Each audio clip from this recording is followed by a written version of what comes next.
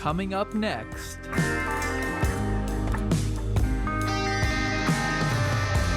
Stay tuned to learn more about the state of the art in blockchain and cryptocurrency technology. Reimagine 2020.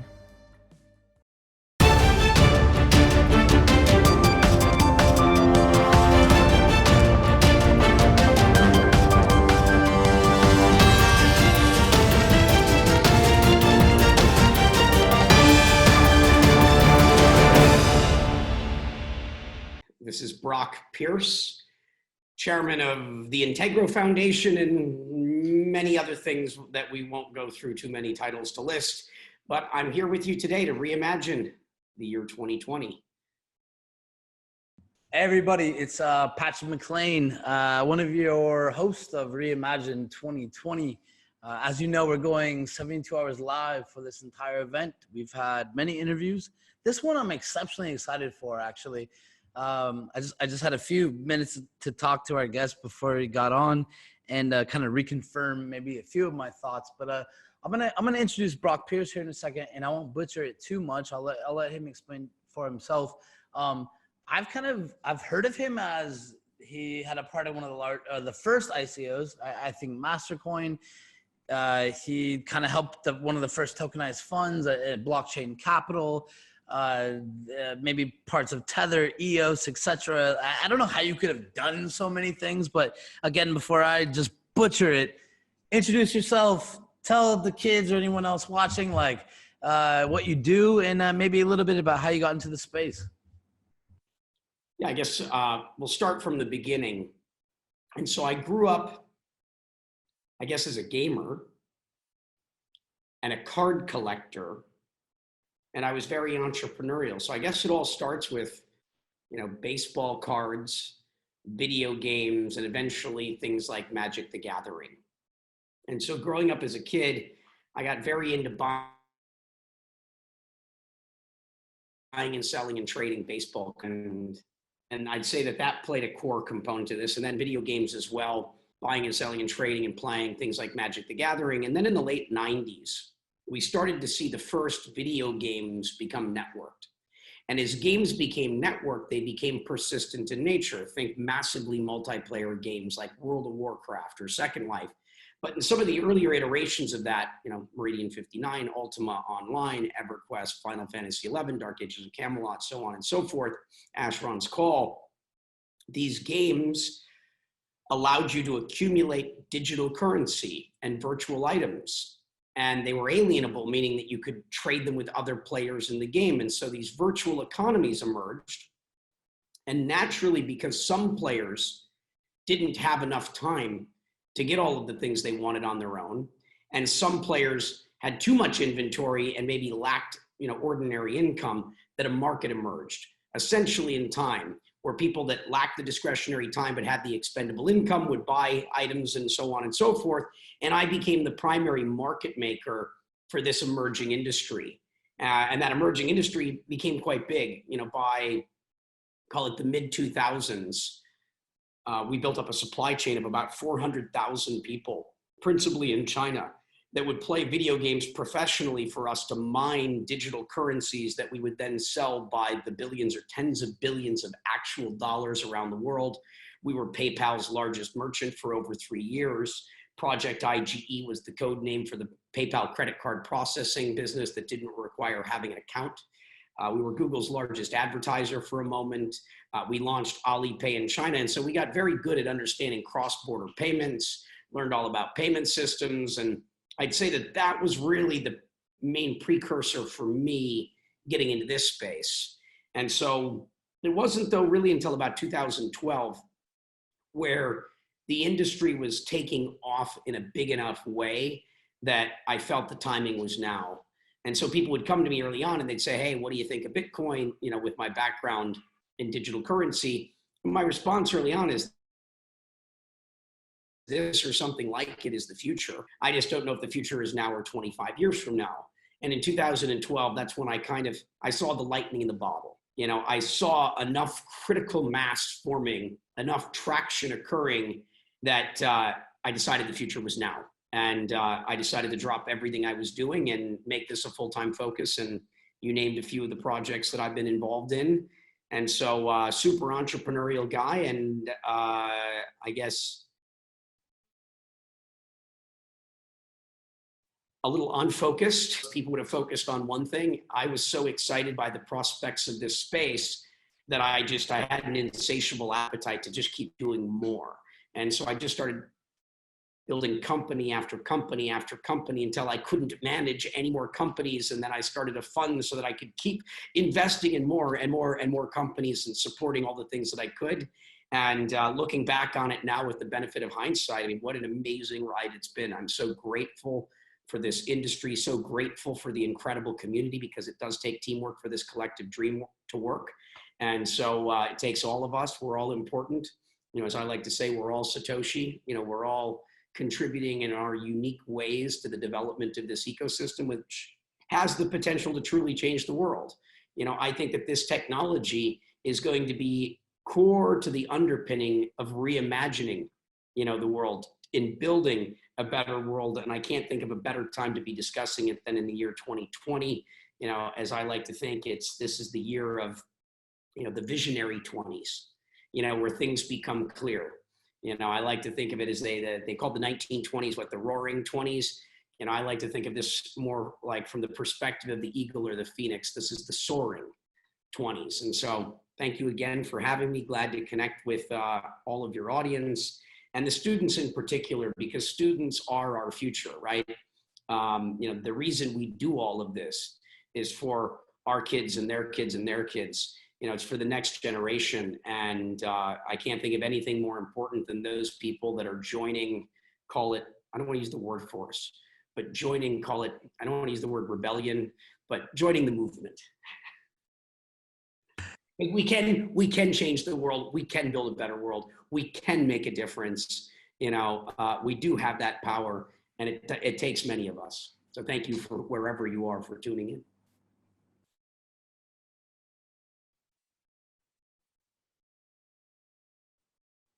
Can't hear you. Wait, I missed the mute. I missed the mute button. First mistake of the interview.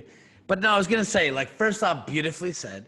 Second off, for anyone listening, and as he said, as Brock mentioned, especially for the students, I would like you to listen to this conversation for a very specific reason, right? Like, as you're kind of thinking about your career in blockchain, how you got here, maybe you have some hero in the space, like who you think is like the new cool guy building something. What I think is not, I mean, there's a lot of things I don't know about you, Brock. Like, this is our first time talking.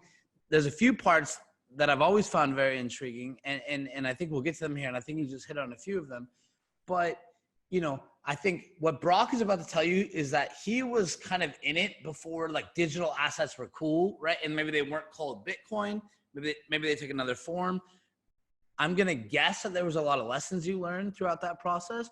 And you know, I think obviously for everybody watching, you know, we're going live for 72 hours. We have a ton of really cool people who have given their time to speak with us, to speak to you. And I'm personally grateful for that. I've learned a lot just in the last week. And I'm excited for this interview where I've kind of been guiding people around, like, how did you get into this space? What brought you to this point? For me, it's kind of like clear, and maybe we can go back just a little bit before. So obviously you're part of, I think it's called Internet Gaming Entertainment, IGE, or whatever you want to call it. We can get into it there. But like, and you mentioned serial entrepreneur. Can you kind of tell me, before you got even into digital assets or whatever, like, what experiences led you into like a place where you felt like blockchain was kind of your calling, even before IGE? Well, I mean, sure. I feel like I've lived multiple lifetimes, and I'm only 39 already. And I think that's because I've continually reimagined myself. I've continually reinvented myself. You know, I grew up from the ages of 3 to 16 as a professional actor. I grew up starring in movies. And so that was a very sort of unique childhood, largely in the sense that I didn't have much of a childhood. You know, I grew up on sets working, you know, 9 hours a day, you know, as a kid. and where there might not be any other kids present. I spent my time with movie directors and producers and, other adult actors. And, it was just a very unique sort of childhood, which, I learned a lot from. And, but I decided I didn't want to be an actor, at the height of my career, which, much to the dismay of, call it my representation. As soon as I was the kid that, could make $1 million plus a movie, I said, I don't want to do this anymore. They're like, what are you talking about? Do you know what people would do to get where you are? What? You can't quit. And I'm like, yeah. You were pre Dave Chappelle. You were pre Dave Chappelle.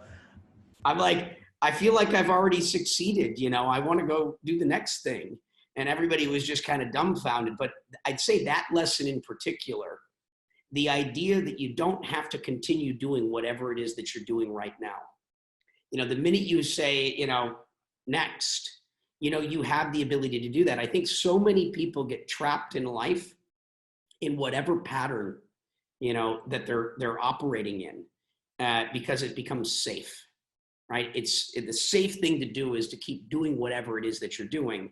And the scary thing is to step outside of your comfort zone and start doing something, where you have no experience, that, doesn't have any of that safety. I think most of that safety is an illusion anyway.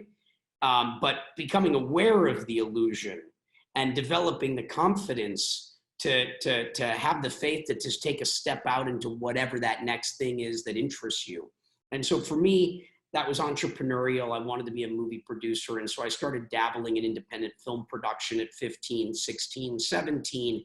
And at 17 years old, I started my first company called DEN, or Digital Entertainment Network, where we raised $88 million from NBC and Microsoft and Intel and all the big, major investors at the time. And our idea was that we could take videos and put them on the internet. Meaning we could take traditional television shows and license and repurpose it, that we could create original programming for the internet that we'd call webisodes, and serve all the underserved audiences that existed that television or broadcast mediums were not supporting. We also thought that people would use their camcorders to walk around and record videos and upload it to the internet as user-generated content. And amongst anyone really from the media business, I think we're generally still considered to be the main precursor to YouTube, to Hulu, to Netflix. And we're credited by anyone really in the media business for having been the pioneers of that. And so that was during the Internet 1.0 phase. And so I'm one of the youngest guys, maybe the youngest guy in the world, that actually lived through that period and was a major player in, call it, the Internet 1.0 phase, because I'm only 39. And that's just because there's not many founders back then that were, call it teenagers, raising, $100 million. And so that was my business school.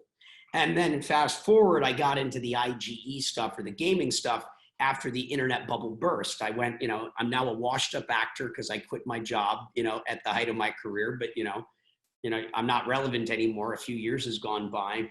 I dropped out of college. I didn't make it through one semester because I'd started a business that was doing so at the time conceivably well. We were valued at $1 billion by NBC. So, we were a unicorn back in the day, when unicorns were, I'd say, more rare.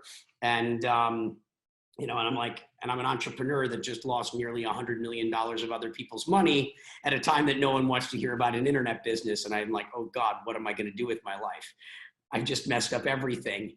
And I'm like, well, I guess I could go get a job, or I could try starting and building another business. And that's how IGE happened. I decided the job thing wasn't the mix. And so I used every dollar I had left, because I didn't cash out much during the, call it, first phase of the internet. And I put everything I had into IGE. And the main currencies there were things like World of Warcraft Gold and EverQuest Platinum and Linden Dollars from Second Life. And yeah, I learned so many things from that process. I learned how to do business internationally. I was living, mostly between Hong Kong, Shanghai, and Seoul. So I spent a lot of my life living in Asia, learning how to do business in Asia.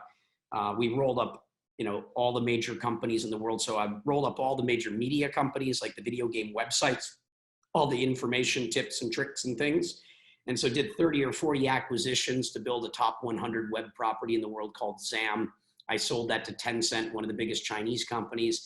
And so I learned a lot about M&A and deal making and capital raising, and built a, payment systems, all the things that I think were really relevant to Bitcoin, in the sense that had I not done all of those things previously, there's no possible way I could have done so many things in this space. The reason why I think I was able to do so many things and some of those things successfully is because of all the training I had. You know, there were not a lot of people playing around in the Bitcoin space that had raised hundreds of millions of dollars as an entrepreneur, you know, from the Goldman Sachs's, and that had done 30 or 40 acquisitions, had done business around the world, new payment systems.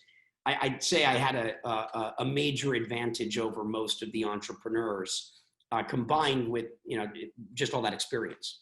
And so I think that's what prepared me to be able to do so much. And then being just crazy enough to like not stop at one thing, right? It was like, okay, start at this. And instead of like riding that opportunity, you know, to its conclusion, as soon as I got a business up and off the ground and running, I was off to do the next one. You know, the thing that I take great pleasure in is the process of creation. I like creating businesses. I don't like running businesses. You know, and these are the things that, you know, a lot of entrepreneurs don't understand. I enjoy the entrepreneurial process of creation. I don't want to stay running a company. When it gets to 25 people, it's way too big for my liking.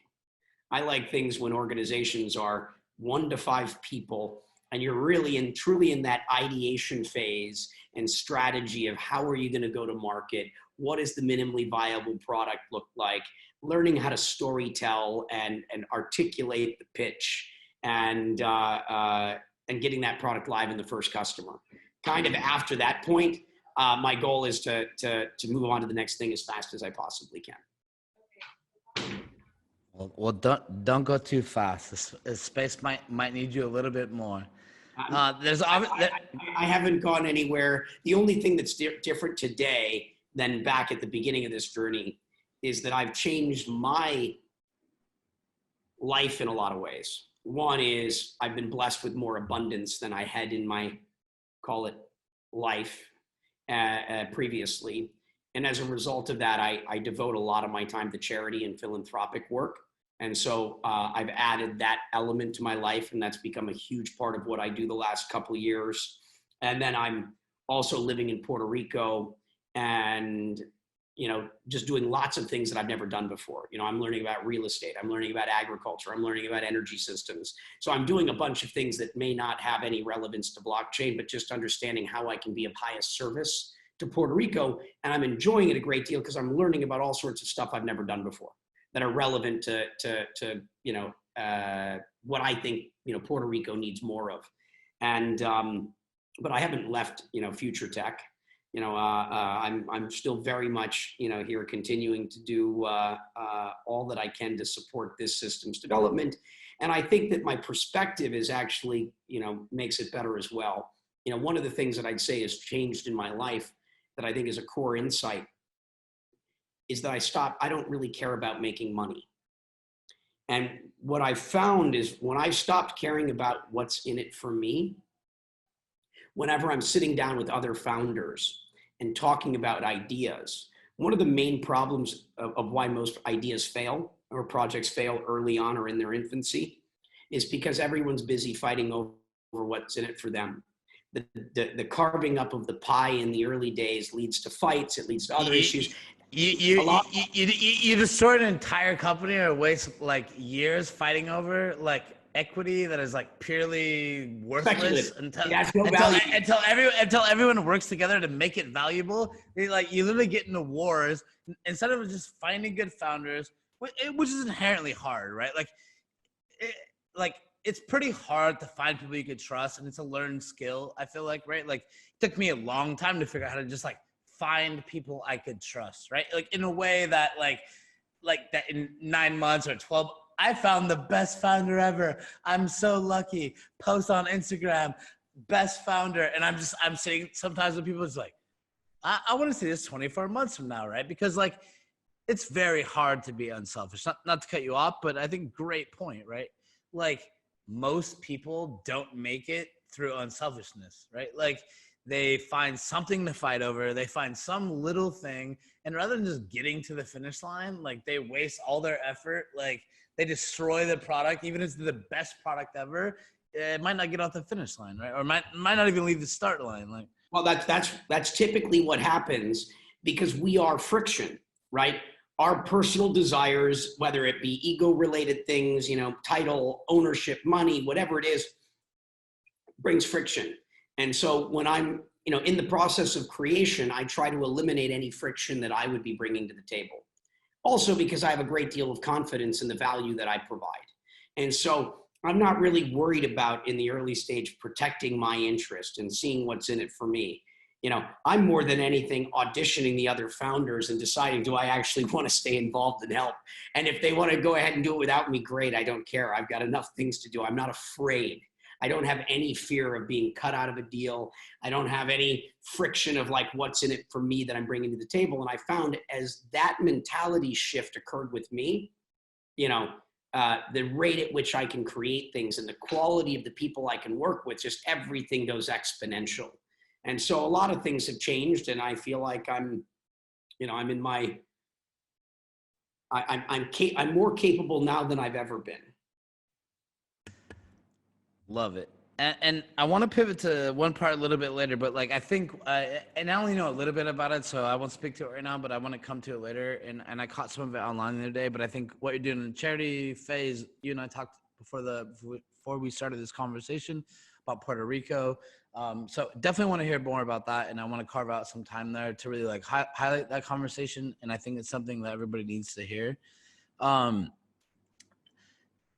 want to pivot real quick, just a little bit along your journey. I want to go to like IGE because I think it's like a critical part of your conversation. And you might not think it's critical. I'm really interested to hear about it. But like really quickly, like in a few sentences, how would you describe yourself? Like, were you a tech nerd? Were you a programmer? Like, do you think that you were like a really good marketing guy? Were you like really good at building teams? Maybe a combination of the above. But like, what in hindsight, what would you say was like really your strength? And maybe your strength has evolved, but like, what do you think were like your key ingredients to the recipe that kind of brought you to today? Well, for that business in particular, I'd say it started. No. Just life. Like, I want to hear, like, is Brock Pierce, is he like a tech nerd, like growing up? Is he like, do you think you're like the marketing dude? I'd say vision is where it started. I saw things that others didn't see. And so I saw market opportunities that didn't yet really exist. And so most people normally need to see examples of things before they can see that something would work. And I tend to see opportunities that have not yet been proven, at least not in any sort of meaningful way. And so I was a gamer, and I recognized that just because something was intangible didn't mean that it had any less value. And that was a really novel idea at the time. The same thing that you have to deal with anytime you talk to someone that's never heard of Bitcoin or doesn't know much about it. Why would anyone want Bitcoin? Because it's not natural for an uninformed person to understand. It doesn't make sense in the reality that they live in. And so I'd say that I kind of live between the present reality and future reality, enough to the point that I can see things that have not yet happened. And I think that that's probably the first piece of what I have that's enabled me to be able to do a lot of these things. And then in terms of like skill sets, I think I've got a sense from a marketing perspective of how to present things well. I know how to take complex ideas and distill it down into simple sound bites, right? I'm a storyteller. I know how to communicate opportunities and ideas. And so that's very helpful in terms of how you create markets. You have to explain to people what a market is so that they can start to share that belief system, right? You can start to, take that potential vision of a future reality and make it real. And the only way that happens is as you convince other people that there's a reason for it, whether that be by providing a product or service or just telling the story. It's normally a combination of all of those things. And I put that all into a type of category of marketing. I was also what I'd say pretty good at business development and corporate development. I learned through that IGE business, I did 30 or 40 acquisitions. So I didn't just grow the business organically. I grew the business rapidly by rolling up an entire industry before anyone else even realized it was an industry. I rolled up all the media content sites, which were the main way that you would advertise to users. So at the time, you didn't have Google AdSense or any of these sort of AdWords type programs that would allow things for people to put ads on their websites easily. And so I'm like, okay, I could start buying advertising on all these websites. And as I get more and more competitors, then I'm going to compete for that advertising inventory, and I'm just going to have to pay more and more and more. They don't really have any revenue right now. I should just buy them all so I control all the distribution and all the advertising. And so I did that before I had any real competitors. And then when other competitors emerged and came along, there was nowhere to advertise because I owned everything. And so there were a lot of these sort of moves along the way. And then I figured out how to raise money from capital formation and brought in Goldman and all these groups. And then I bought up the companies in China and Korea because those businesses were perceived as novel and new and high risk. So they were valued lowly by investors in Asia. But I was able to convince the capital markets in the US that this was an emerging industry and it should be valued highly. And I was able to create an arbitrage play where I was able to get capital at a 5 times better rate than what I could buy things for. And so I could take 10 million of capital and turn it into 50 million of assets. And I learned a lot of that sort of stuff, again, without any prior training. I didn't go to school for any of this. I just went and— You're just a hustler, son. Yes, I'd say hustling might be the another way of describing. It's visionary storytelling. Go-getter. Well, let's do things. And let's get into it. Like, and you and I were talking before, and like for everyone listening, like, listen to what you're about to hear, because like to me this is highly intriguing.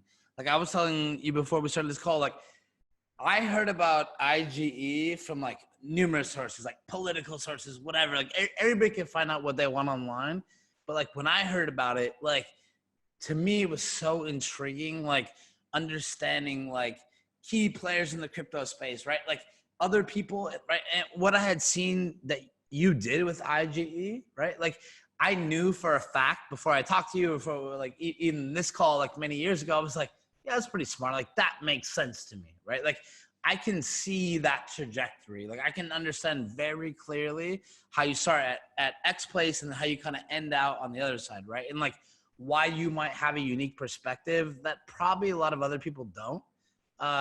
Whether people think you have that perspective or not, whether they think like, for anyone watching this, like, dude, this guy just has a cool hat.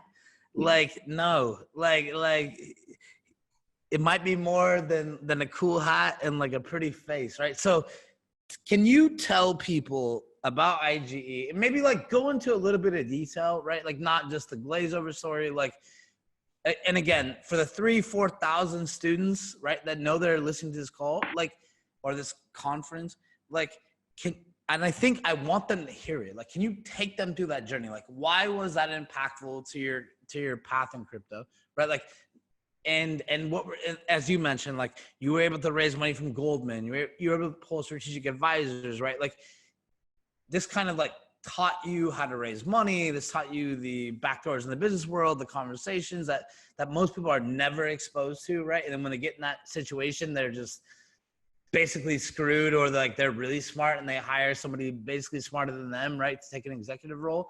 But like, what were the lessons that you learned from IGE? Like, can you, as much as you want, can you tell everyone that story? Yeah, no, I mean, I learned, so IGE started because I saw a need for people to buy these currencies in games, right? Again, people lack the discretionary time to play, as much as they wanted to get the things that they wanted to have, but they had the expendable income. And so at first, and I also was, I'd say like a pro kind of gamer.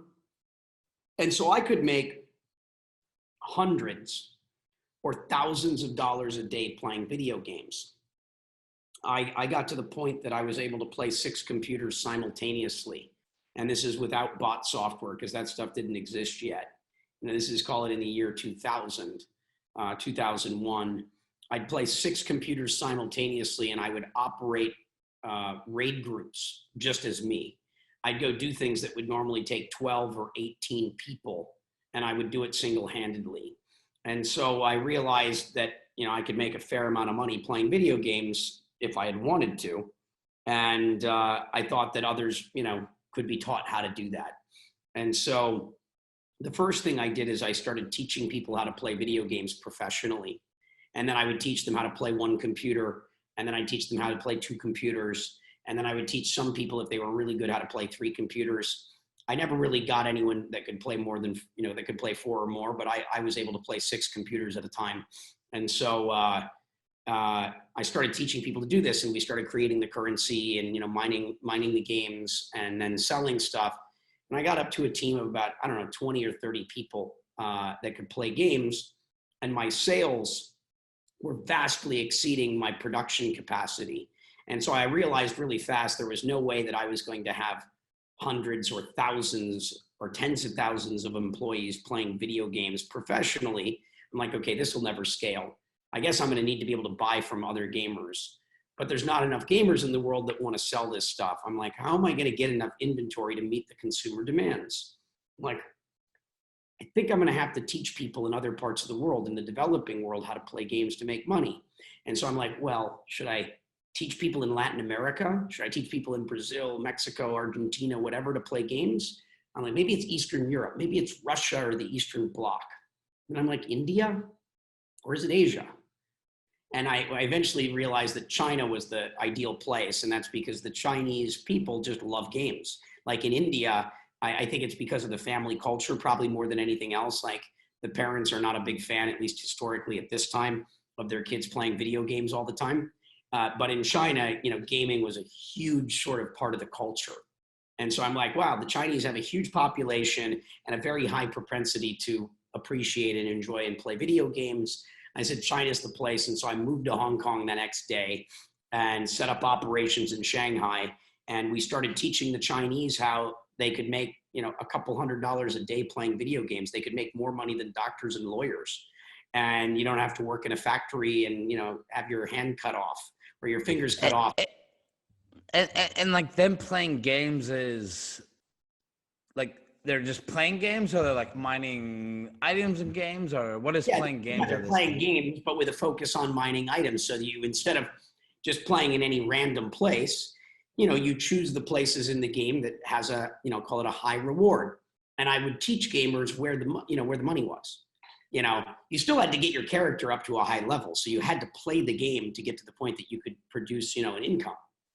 So you had to get good at the game.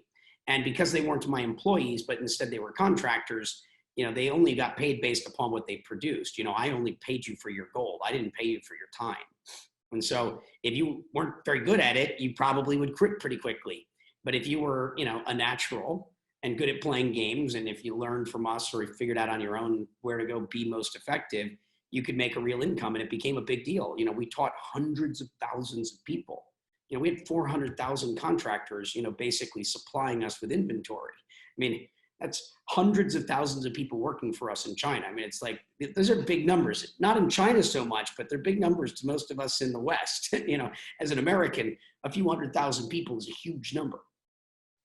That's a big number anywhere. Like anyone that's like a few 100,000, no, like, all right. So, but like, yeah, so I learned a lot about that. I had to go do business in China. I had never been to China. I knew nothing about China. We flew over to Hong Kong and I opened up the yellow pages to create a company. I'm like, okay, law firm, real estate agent, let's get an office, recruiter. I didn't have a single connection, not a single contact, literally just rolled up the sleeves and built a business in China with no experience. You're muted. God damn it. I was like over here flailing.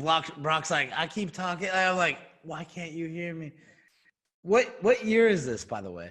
Like for everybody watching, like when is this? This is 2001, 2002. Oh God, this is early. This is like so early. All right. Yeah, So 21 years. I'm 21-year-old kid at this point. got it. So you started it 2001, 2002? Yeah, yeah. Okay. I started So the then when company in did, 2001. got it. So then like when did it get big? Like that same year or a few years later or? Oh, it got big pretty quickly. I mean, the business, it took me a couple months to get it launched, and it took a few months to start getting some traction. But I mean, within a year, I mean, we did over $1 million in our first year, which is not big compared to, I mean, in our later years, we were doing over $1 billion a year. You know, and that we were doing $1 billion a year by 2006 or 2007. So 2001 you started. When, like, how long were you a part of it? Or just give me like an end date. Like you were there from 2001 to. Yeah, so I ran the company as chairman and CEO until 2007.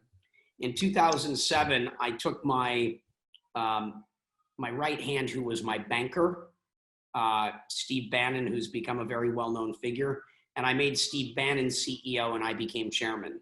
And so then Steve Bannon took over running the day-to-day business for about 4 years. And then Steve Bannon stepped down as CEO, I think, in about 2011. And then I took another one of my executives, Matt Smith, and made him CEO.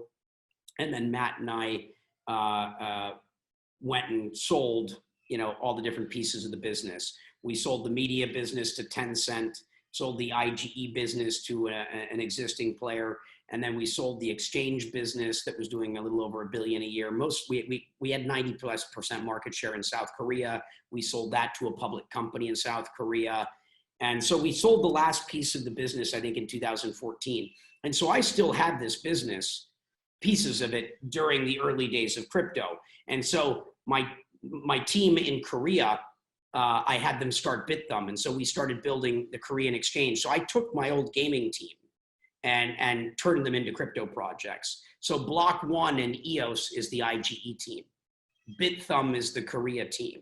You know, my China team became a bunch of, you know, different businesses in China. And then a lot of other people, like Kraken is founded by Jesse Powell. Jesse was Loot.com, or LEWT. He was one of my smaller competitors. Mt. Gox was Jed McCaleb, and trying to be a Magic the Gathering exchange that pivoted into Bitcoin.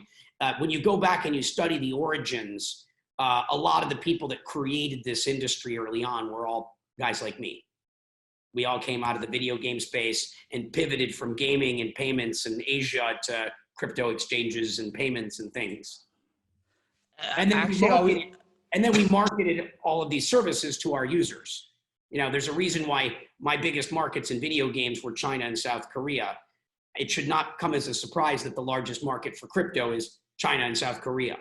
You know, there's a huge learning curve for an average person to say, you know, I want to buy Bitcoin. But for someone that bought or sold World of Warcraft gold or mined World of Warcraft gold, you're like, oh, I can mine Bitcoins by just using my computers. I don't have to play it all day long. They're like, well, this is so much easier. This is so much cooler. And so a lot of the biggest mining players and things all came out of video games. A lot of the exchange founders. I mean, I'd say a majority of the early entrepreneurs in this space all came from gaming. No, that's very interesting as you put it, right? And like, I don't have that gaming experience, but I've kind of seen it. Like, I grew up in Las Vegas, so like I kind of understand like the gambling space. Not that I got it from there, but like, yeah, gambling is another one. If you understand a chip, I've seen so many poker players that like went around the world. And they use Bitcoin like in the early days where you couldn't take more than $10,000 on a flight, right? So they were using Bitcoin at the time to like go land in Macau, right? And like have 500K they could start playing with, right? And so it's like they were using Bitcoin, right? And then you go fast forward years later. Before Bitcoin, they were using chips. And so they'd carry $100,000 in chips from Wynn Casino. And then they'd show up in Macau, and Macau would accept the Las Vegas chips. And so in the early days, they used chips. And then when they learned about Bitcoin, they're like, oh, that's digital, that's safer, not fake. And that's why so many early poker players, again, when you look at the early adopters, right, it was people that understood gambling chips, or it was people that understood virtual currency, digital currency in games, or you were, a cypherpunk or something of that nature, or you were a hardcore anarchist or libertarian.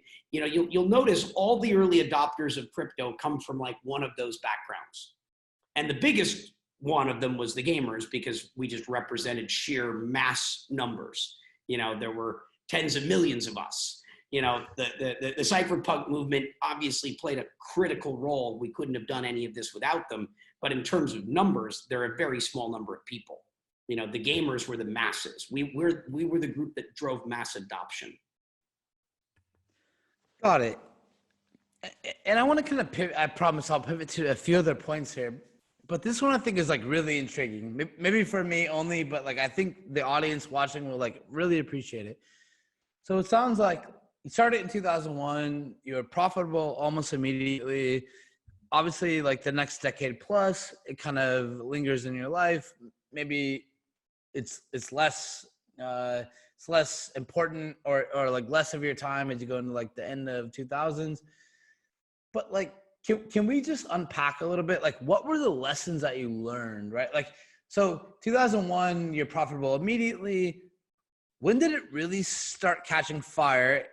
And maybe a few other things I want to ask. Like, at that point, like, what are you seeing, right? Like, I think sometimes if we were to explain like cryptocurrency to someone, it's like this foreign object. It's like we could speak alien language and they wouldn't know, right? Like to my grandma, she wouldn't understand Bitcoin, right?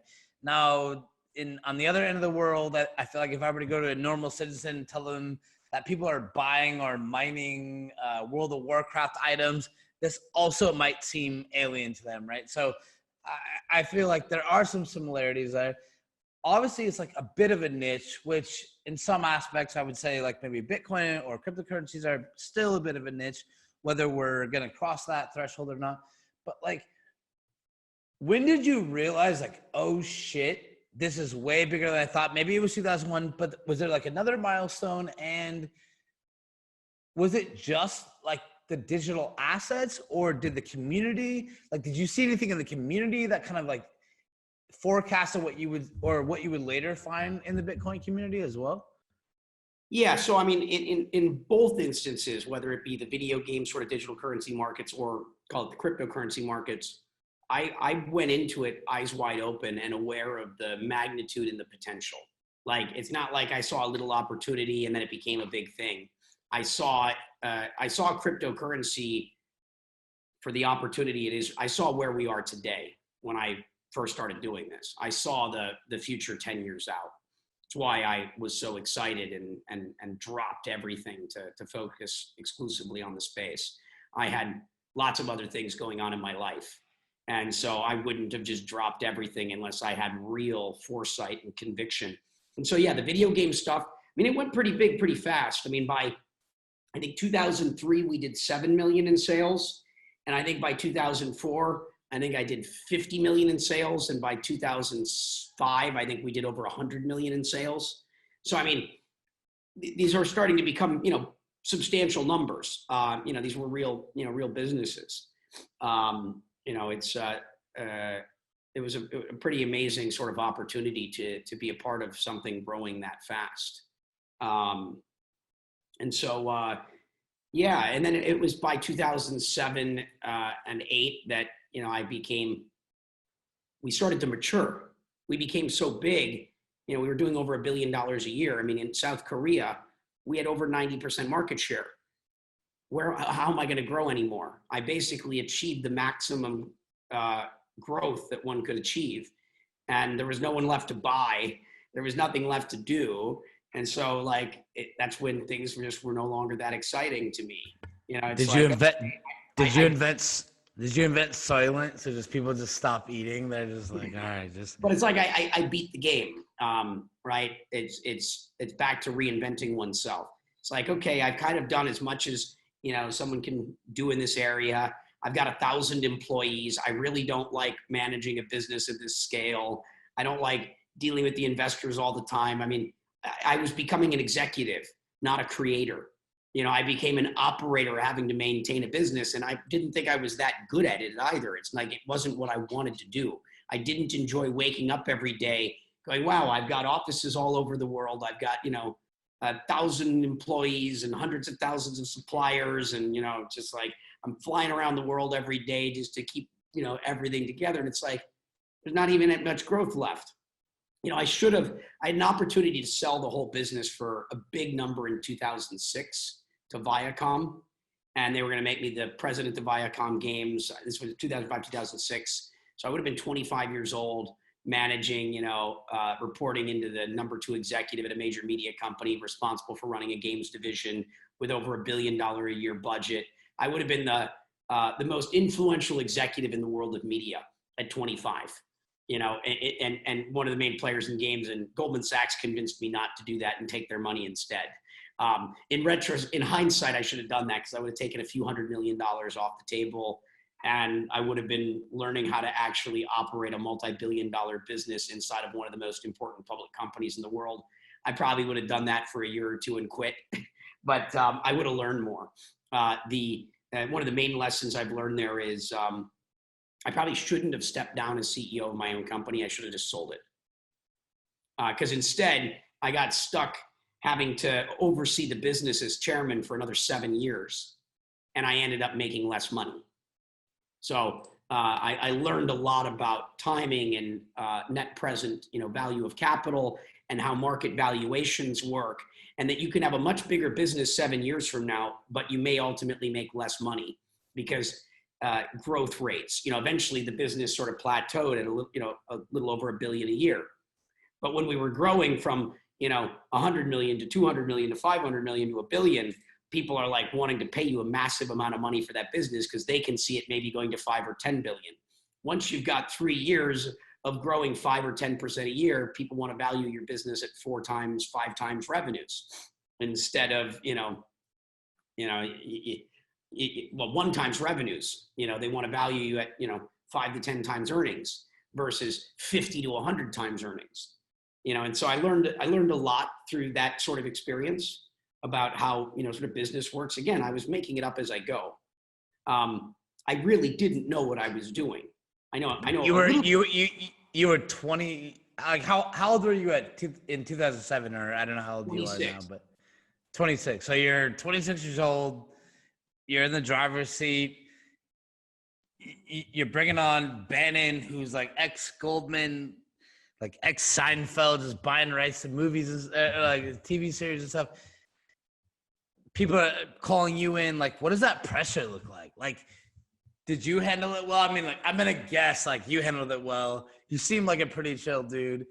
But, like, were there moments where you're just stressed out? Like, were you like, I don't want to deal with this. I don't know what I'm doing, or I kind of understand it, but it doesn't seem interesting to me. Like what? Well, I mean, I felt like I knew what I was doing. But I mean, I didn't really have that experience. I was learning on the job and making it up as I go.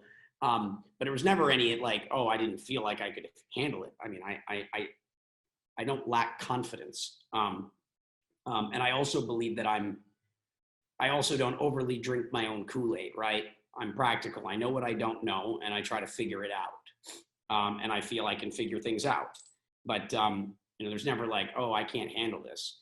I did get into a period of time that was really difficult because we went to war with Blizzard. And World of Warcraft became so big that they became such a material part of our business because they were just crushing every other game in the world.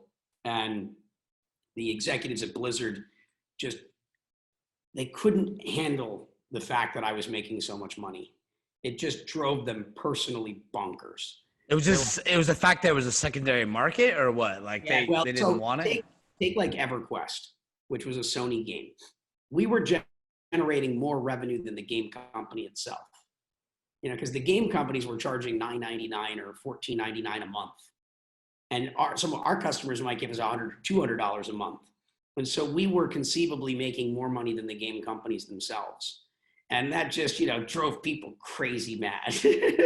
They're like, this guy, it said, because in the end user license agreements, it was against the terms of service.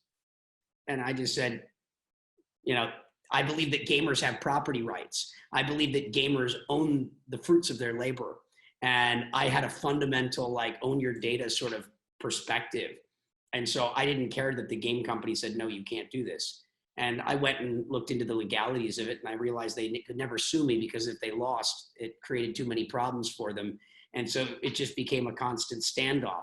But then Blizzard decided that they wanted to go to war with me. They couldn't sue me, but they decided to try and blow up everything in the game and battle. And, so we had to learn it was a game of cat and mouse. And that part really was the only part that was taxing, because I'm losing tens of millions of dollars of inventory, and when you wake up and you find out that they just blew up, your warehouses again. And, because the way this worked is we had to have tens of thousands of accounts.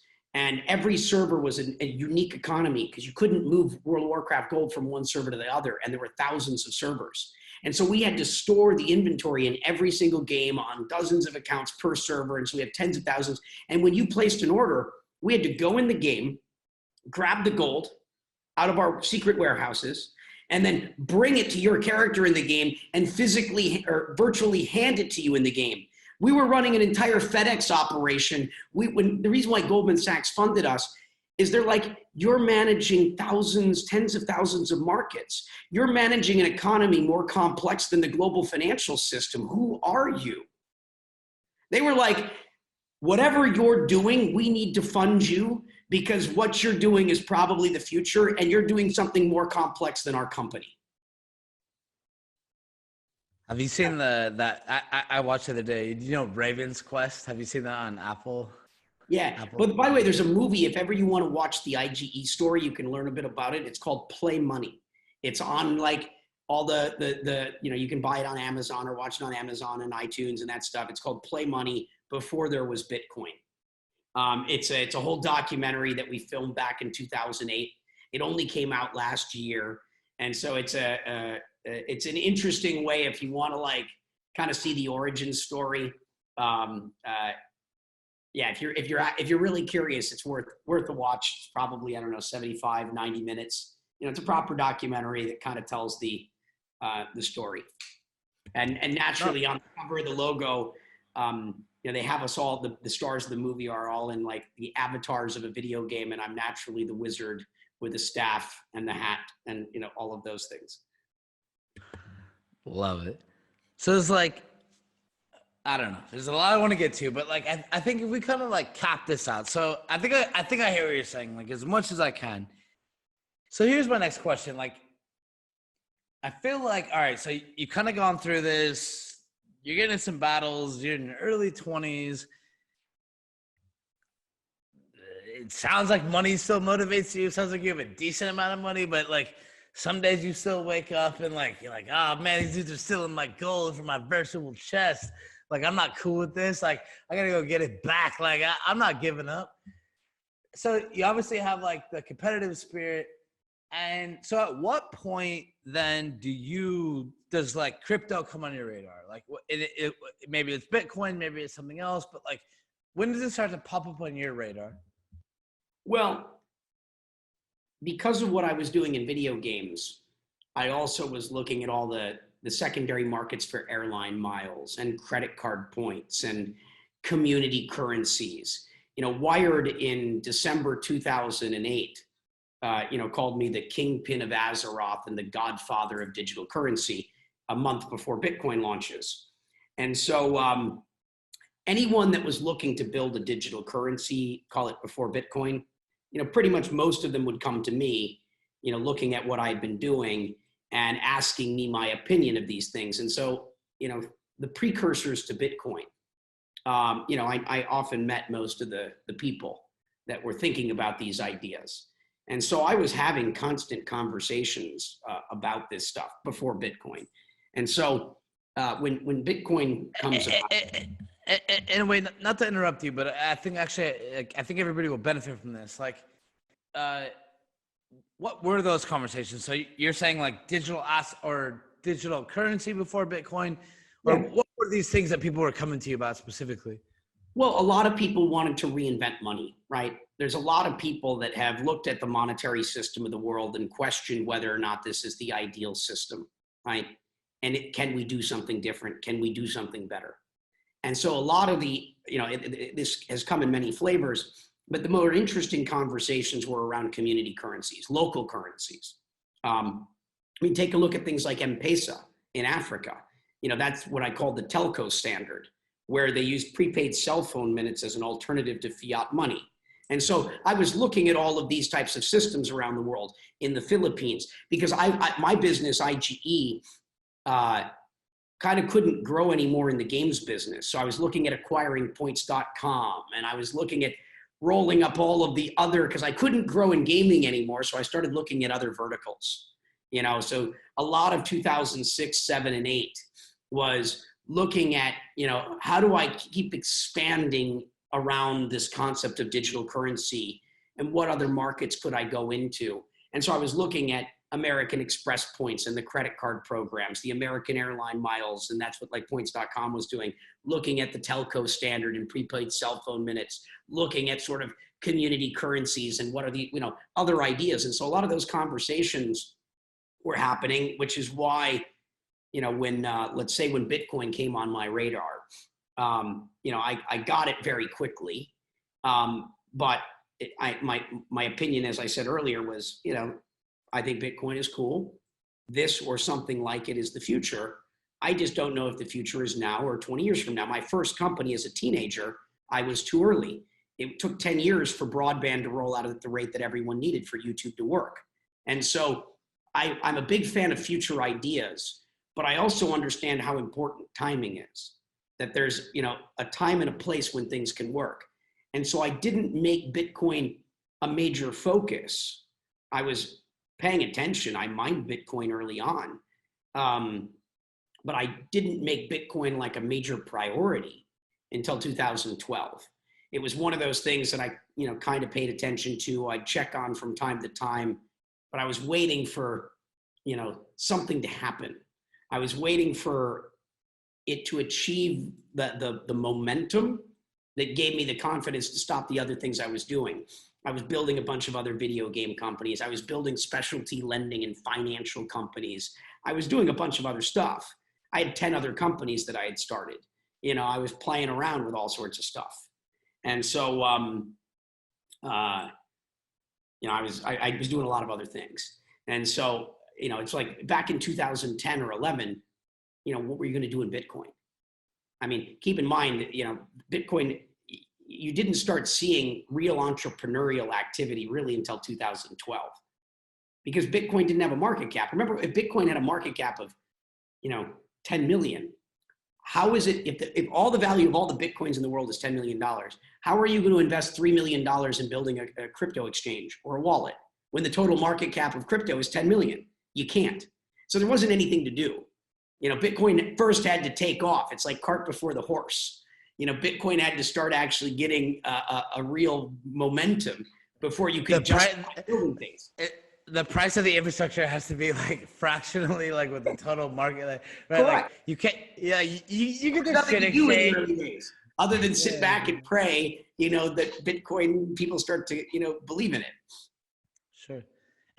And I think I'm starting to understand a bit more about you. Like, and I lived in Tanzania for many years, like when I was 25 years old, right? So I saw M-Pesa from Tanzania to Kenya, all through East Africa, like 12 years ago, right? Like, and I would say, and I laugh now sometimes, like people say, oh, like digital money from your cell phone. I'm like, dude, come on. Like, I've seen people in East Africa, which I think other people would look at and say, oh, they're less technically advanced than us at like first glance or whatever their conceptions are, right? And I really try to unwind for people. I'm like, not everything is based on like when you first found it, right? Like, and people in Africa, which I think are, and maybe we can get into it later, but whether it's Africa or other countries where I think they've just inherently had distrust of banking systems. They've always had distrust, right? Like the kind of the way they operate, where they have 3 cell phones, 1 SIM card for each service. They get a scratch card from the bus station. They can load it to their phone, right? They pay cash. And they kind of, and I was watching them transfer this value on like Nokia N9 cell phones, right? So I knew it wasn't like a technological barrier, right? It was just a matter of, adoption, people giving a shit. It was necessity. So I remember like all my early conversations with people about Bitcoin, it was very interesting. But I'll focus on the negative people. And this would even happen at restaurants. It's 2012, 13, even into like 2014. I'd be at dinner or lunch with some people and we're talking about Bitcoin, and, there'd be some people at the table next door. And, one of the guys at the table next to us would be like, Bitcoin? I know about Bitcoin. And I'm like, huh? And the guy's like, yeah, it's for drugs. It's for this. It's bad. I'm like, because this is someone like just being really aggressive. And it's like, I'm eating a meal with some other people. Mind your business, right? But I would engage them and I'd have a little fun with the conversation. I'd be like, okay. And they're like, tell me why I should want Bitcoin. And I'd say, well, do you have a bank account? And they're like, yeah. I go, do you have a credit card in your pocket that lets you conveniently pay for things? And they're like, yeah. And I go, do you have faith in the system? And they're like, huh? And eventually I'm like, yeah, because you don't need it. But did you know that in South America, in Africa, in Southeast Asia, did you know a majority of the population of the planet don't have those things? Have you traveled the world? Do you have a passport? And, all of a sudden they start feeling really sheepish because they're looking at the world from their limited perspective. And they don't realize that people in Africa don't have bank accounts and they don't have credit cards. And the reason why these things took off there is because these things really are helpful in life. If you were redesigning Maslow's hierarchy of needs today, having an internet connection, having financial tools are essential to live any high quality of life today. They are absolutely essential. And so because those systems didn't exist, the people found alternative systems out of necessity. Kenya is the most advanced payment market in the world. China may have surpassed it now because of how well the government has implemented Alipay and WeChat and things of that nature. But prior to China's most recent moves, Kenya was the most advanced payment market in the world, number one. But by choice, not by force, right? Like where maybe this is like China's application. Out of need, out of necessity to build a better life for themselves. Whereas in the US, how many people use Apple Pay today? Almost no one, because it's still more convenient. Even though Apple Pay is a better solution than carrying around plastic, we still pull out plastic from our pocket because it's very hard to change human behavior. People don't change their behavior unless you've created a solution that is improving whatever it is they're doing by an order of magnitude. People, don't go make a major change to save 2%. And so, for a long time, these are the reasons why people don't get it. And still one of the main reasons why I think mass adoption is not going to happen in America first. It's going to happen in the places where the need is the greatest. Places like Argentina, Latin America, where the economy fails, every 7 years on average. Africa, Southeast Asia, we're starting to see it in the Philippines. You've got, I think, over 5% of the population of the Philippines now using crypto knowingly or unknowingly in some way. And that 5% could very quickly become 10 or 20%. That could happen, in the next year. And so mass adoption is going to likely happen in the places that need it more. As Americans, it's really only it's a speculative, investment, opportunity and a semi-store of value. But in places like Venezuela right now, Bitcoin is like the greatest possible thing you can get your hands on, because the Bolivar is basically worthless and the money drops in value every day. Your goal, if you get paid in Venezuela, is to convert whatever you have as fast as you humanly can, as fast as possible, into anything that might retain its value. Anything. First off, I agree with like a ton of what you just said, and I want to we could probably talk about this subject for the next hour, but and I want to pivot off. Yeah, but I could go down and you could double click on any of these things, and we could talk for hours about each piece. Well, and like one of the most interesting things to me is like I always give a good example, like when I looked at Africa, like living there, right? It's like everybody has 3 cell phones, right? Now, one of my favorite descriptions of America say it's the largest copper mine on planet Earth, right? So there's so many copper wires under America, right? Like this is for the cable lines, the telephone lines, everything, right? So the Comcast, the Xfinities, this was worth trillions of dollars to them, right? But as wireless technology improved, these copper lines laid into the ground started to become more and more worthless, right? So I'd always looked at it and said, okay, like in countries that like maybe they didn't lay the infrastructure down 40, 50 years ago, right? So they didn't have that like precedent, right? So it's like today people are trying to like destroy the copper wires under the ground. Well, guess what? They probably have 100 lobbyists trying to delay that advancement in, let's just say, wireless technology in America, right? Like there's some guy on the opposite end of the spectrum who is trying to protect the asset under the ground, right? Where you go to another country where maybe adoption was a few decades behind, but while they might have lost what we might perceive is that they lost a little bit of time at one point, on the flip side is that they actually don't have to battle, right, as many parties to kind of like innovate going into the future, right? So I think I give that example in regards to like copper wires and wireless technologies, where I think if you look I describe this as leapfrog, right? The rest of the world gets to look at the state of things today, and they've got the opportunity to leapfrog technologies and implement whatever the most efficient system is of today. And that's why, again, like it's unfortunate, but this is how it works. Incumbent systems prevent progress. And if we want to reimagine the future, right? If we want to reimagine a better world, we have to basically, we have to be able to let go of the past. And we have to be able to take a look at the present and understand what tools are available to us today and implement things in the best way possible. You don't want to keep remodeling the old house. At some point, you have to knock the house down and you have to rebuild from the ground up, or it just continues to be this never-ending Band-Aid.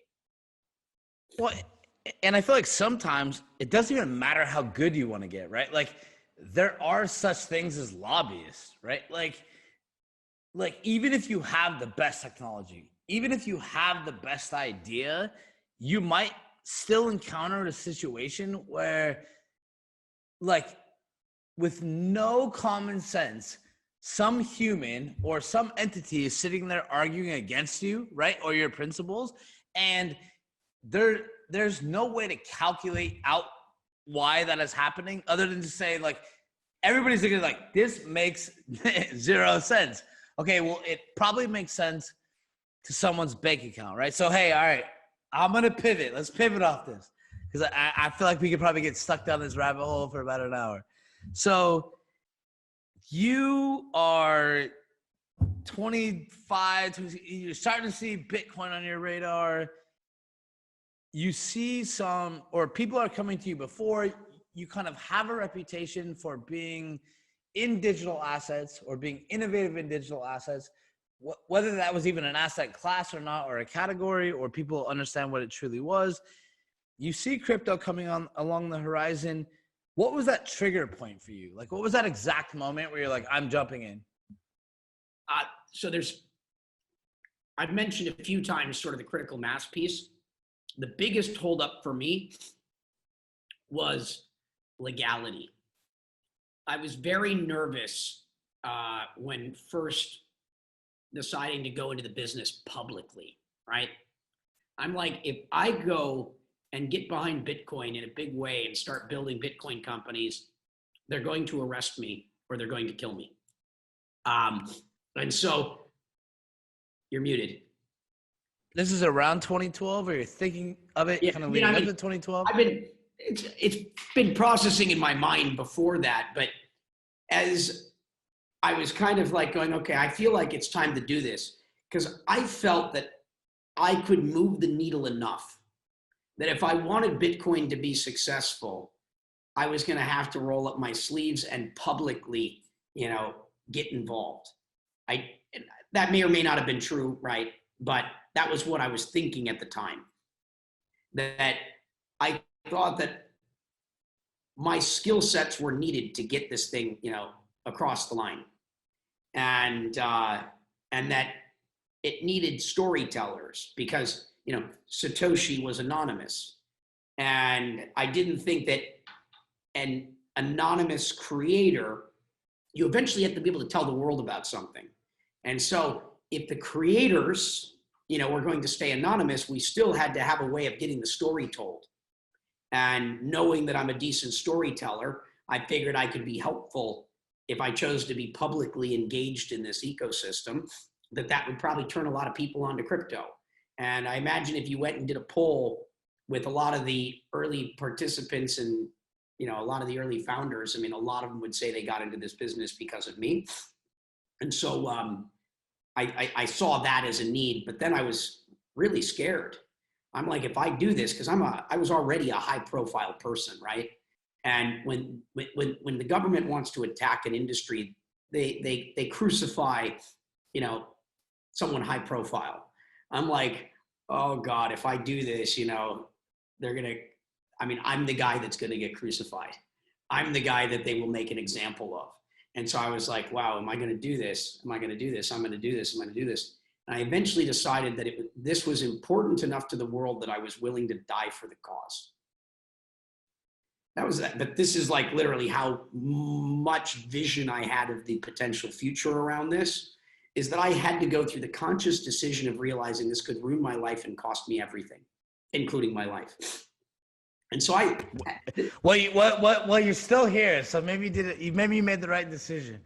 Yeah, well, I the thing that happened is, I kind of made that decision, and then I spent a lot of time going, well, if I'm going to do it, how will I do it? I'm like, there's got to be a way I can thread this needle. There's got to be a way that I can dot my I's and cross my T's well enough, be lawyered up well enough that I can be that clean operator where I've never done anything wrong. And can I do that? Can I not break any rules? Can I go into an emerging industry like this and play the game so perfectly that I made no mistakes? And that's really hard, because there's this concept of 3 felonies a day, right? Everyone is committing crimes not knowing. And so can I do it that well? And so I spent a bunch of time thinking about this, couldn't sleep for nights and nights and nights and nights. And then I eventually just said, okay, I think I can play the game and I can execute this flawlessly enough that I somehow will survive. But if you were around in 2012, 13, to lesser extent 2014, this is no joke. The public perception of Bitcoin and cryptocurrency was that it was really only used by criminals. If you read any news story back then, the headlines were just all sensational. When you told someone that you're working on crypto, either no one had ever heard of it, or what they had heard was, bad. This industry had a horrible, horrible reputation back then. And to dive into this space, was I had a reputation for being, call it a smart young guy that knew how to build business and had vision, and most people were just like, Brock, why are you doing this? They're going to throw you in jail. They're going to kill you if it works. They're like, why would you throw your life away? And that was a regular conversation with, call it, my friends that were more like mentors. Let's call it my elders. Well, and I know you're right. 2010 is Silk Road, right? This starts picking up. Like, Bitcoin kind of gets bound to drugs on the internet, right? Or whatever is going on in the dark web. 2013, you get to Mt. Gox. I've seen it from the university side, where I've just literally tried to pour money into schools, right? Like, go back years.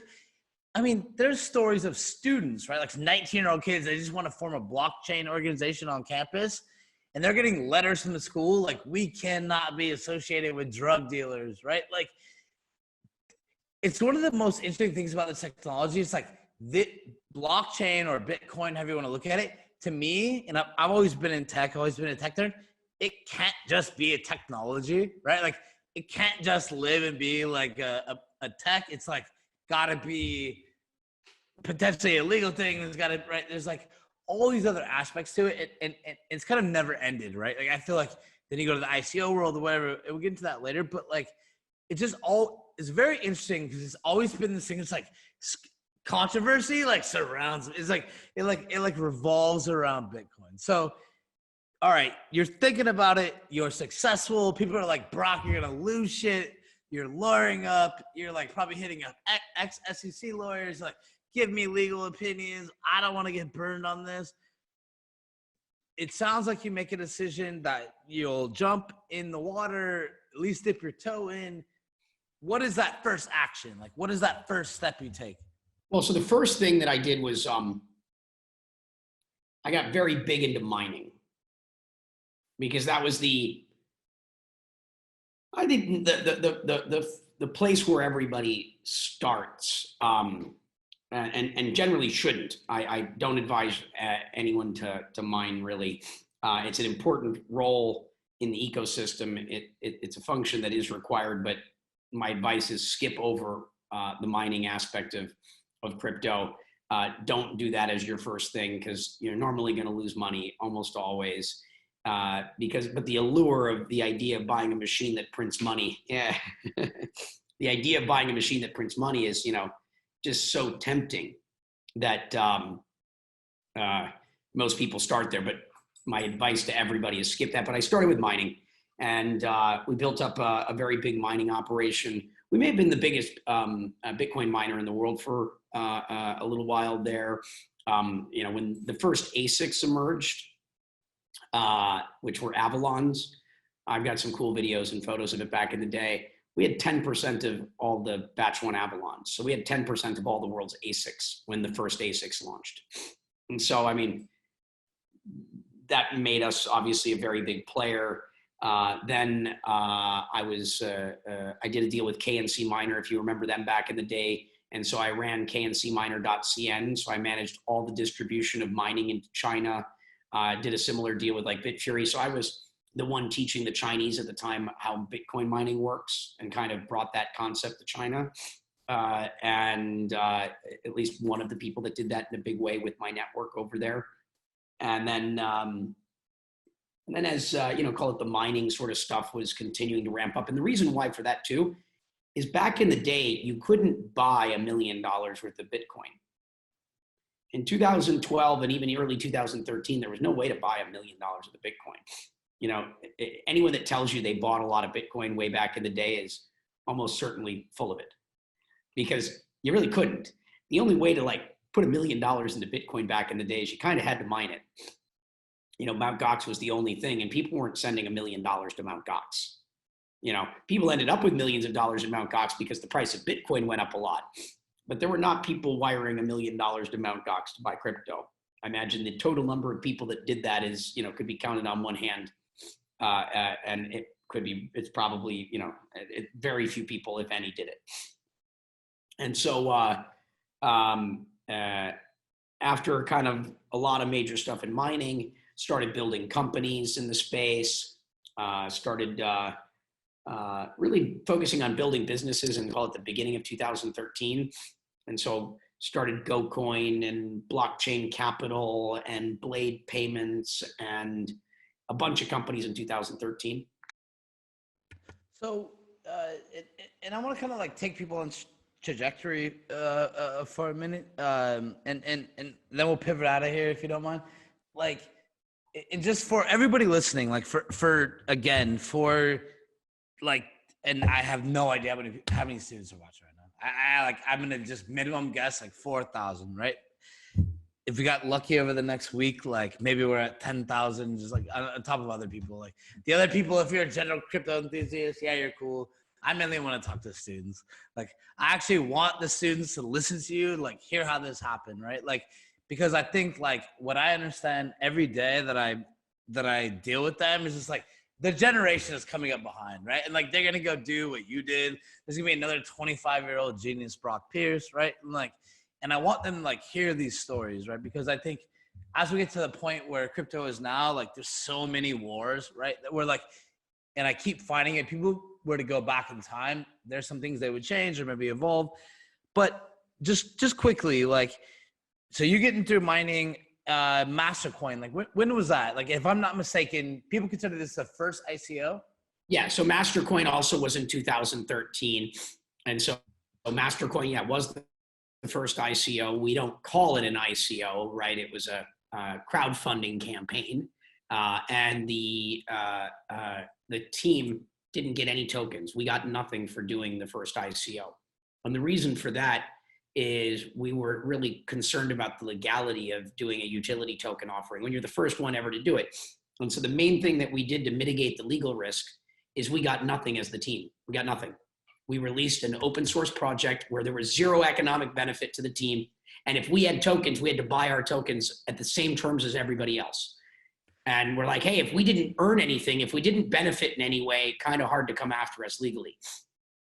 It was like when Lyft launched, it was like they're trying to beat Uber. Like, oh, we're going to take donations. Like, this isn't actually a car ride that you're paying me for. It's purely a donation based. Yeah. And so we did something along those lines to mitigate the legal risk. Because, I mean, it was scary. It was scary to pioneer, sort of that market. And clearly, the ICOs have gone on to be, very disruptive to capital formation. Hasn't all worked out yet fully, because there's not enough checks and balances and call it systems of governance in place that ensure that the teams that are doing these token offerings actually deliver on their commitments. But I still believe in the ICO. I still believe in the IEO. I believe in the security token as well. I think I did the first ever security token with BCAP, which is basically just redoing Mastercoin all over again, but as blockchain capital. Recognizing that not everything needed to be a utility token. The world functions on securities, and the idea of someone actually having ownership and being able to receive royalties and actually contractually having rights to economic participation is not a bad thing. And there's a way to legally do that compliantly. And so I told people for about a year, a little over a year, I kept telling projects where I'm like, no, don't do an ICO. Don't you do a utility token. I think that that's a scam. I don't think that your project is well suited for it. You're really a startup. Offer equity. I'm like, no, but we want, I'm like, no, do a security token. There's this thing and there's a way to do it. And I would explain I did this to dozens of projects. I told them how to do it. But then the greed caused all of them to, some of them made sense as utility tokens, but not all of them. But the idea of being able to raise non-dilutive capital where they basically got to keep all the money was just too tempting, and no one would do the security token when they saw a model which, they didn't have to give anything up for the money. And so I couldn't convince anyone after dozens of attempts to do a security token. So I finally got tired of it and I just did it myself to show people how it's done. And this is blockchain capital, right? Yeah, our third fund, it was called BCAP. And so that was the first ever security token. And blockchain capital is a pretty big fund now, right? Yeah, we were the first dedicated venture fund to crypto, because I was building a new startup every 45 to 60 days. And so I eventually got to the point that I had 12 businesses. And, I'm a decent juggler of business, but, I could only handle so many things at once effectively. And so the only way I could keep doing more was to start a fund. And so I went to a couple of my old investors and partners in IGE, Bart and Brad Stevens, and convinced them to get into crypto. Actually, it started with, I was buying Mt. Gox. And so it's I think late 2012, maybe early 2013. And so I was buying Mt. Gox with my old IGE business. And so IGE was buying Mt. Gox. We were negotiating a deal, and Goldman Sachs wouldn't let me buy the company. Well, in the end, so I went to my board and I said, hey guys, I want to buy Mt. Gox. And they're like, Bitcoin?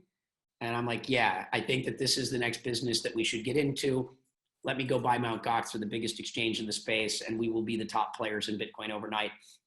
And the board was just like, are you out of your mind? Bitcoin's illegal, all this sort of stuff. And I'm like, all right, guys, I'm going to send you a bunch of information about Bitcoin and tell you all the reasons why I think we should buy Mt. Gox right now. I'm talking to Mark Kirkpellis. I've got the relationship. He's good to go. We can buy this thing. And they're like, no. I go, let me just give you some information, do your homework, and then let's have a conversation about it in a month. So a month later, we jump on the board call. And I'm like, all right, guys, let's buy Mt. Gox. And they're like, are you crazy? I'm like, did you read the information I sent you? And the whole board was like, no. And so I'm like, it's okay to disagree with me, but you guys consider me the world's expert in this. If I'm telling you that this is something we should seriously look at, the least you can do is actually take the time to read the shit I send you. And they were like, we're Goldman. We can't do that. The Federal Reserve, the government would have problems with us. We can't support Bitcoin. That would be a major issue. And so I called up Bart and Brad Stevens. Brad was on my board. And I said, I understand Goldman's position. I understand the other, institutional perspective. You guys had the hedge fund that was the biggest game investors in the world. You got into this because you played games and became my customers and and you're my friends. I go, the fact that you guys didn't take the time to read up on any of this, I'm really disappointed in you. It's okay to disagree with me, but you didn't do the basic work to even read what I sent you. You're supposed to be my friends. I was hoping that you guys could have backed me up in that board meeting, and you didn't. And they felt so bad after I was kind of giving them a hard time over this, that they decided to take 1 month to do a research project and talk to cryptographers and talk to economists and decide, is there anything to this crazy idea that Brock is supporting of Bitcoin and buying Mt. Gox, which that research project led to them buying Bitcoin, and we started Blockchain Capital. That's a hell of a story.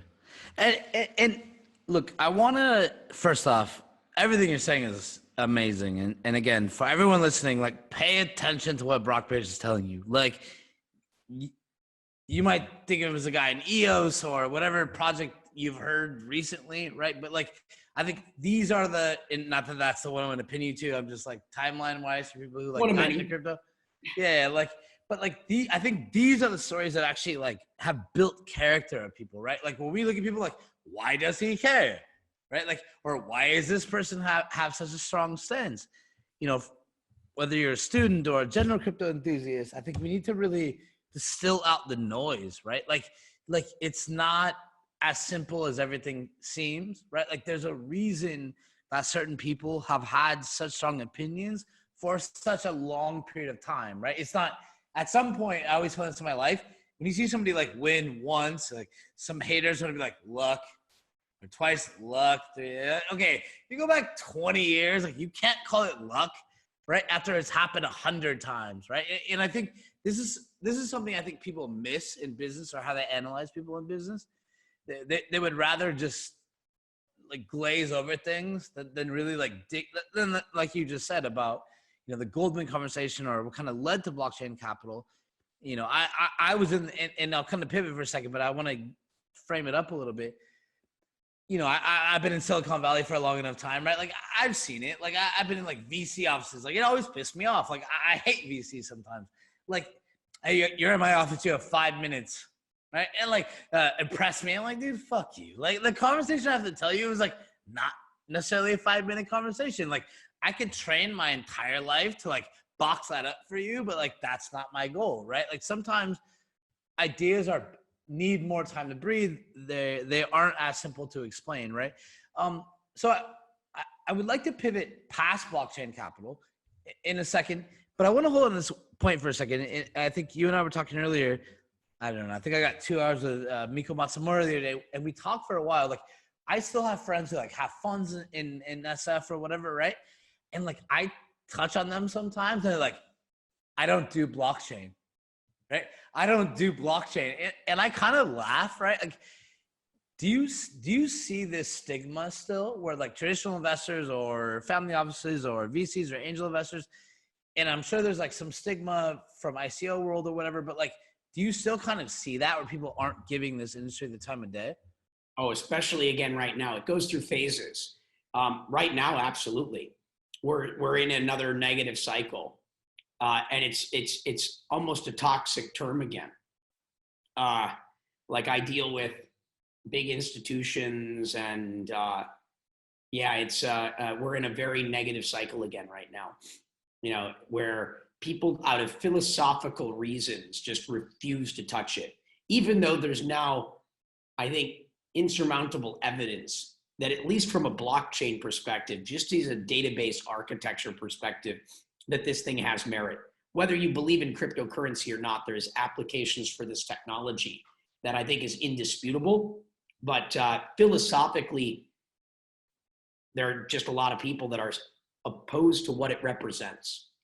Have you seen another technology that resembles this? I look at it, I'm it would be an investor being I don't touch SaaS. I don't touch AR. I don't touch have you seen anything else like this? No, no. Well, I take it back. Yes, like gambling. It's treated like vice. Gambling, porn. It would be like it's looked at as like the untoward cycle Yeah, of life or whatever. Like, yeah, and well, because it challenges the status quo. It's anti-establishment. And if you're a member of the establishment, you don't ever want to look like you're on the team supporting anti-establishment, liberty, freedom related causes, right? and do you think? I mean, You may lose your position in the world because well, you're disrupting things.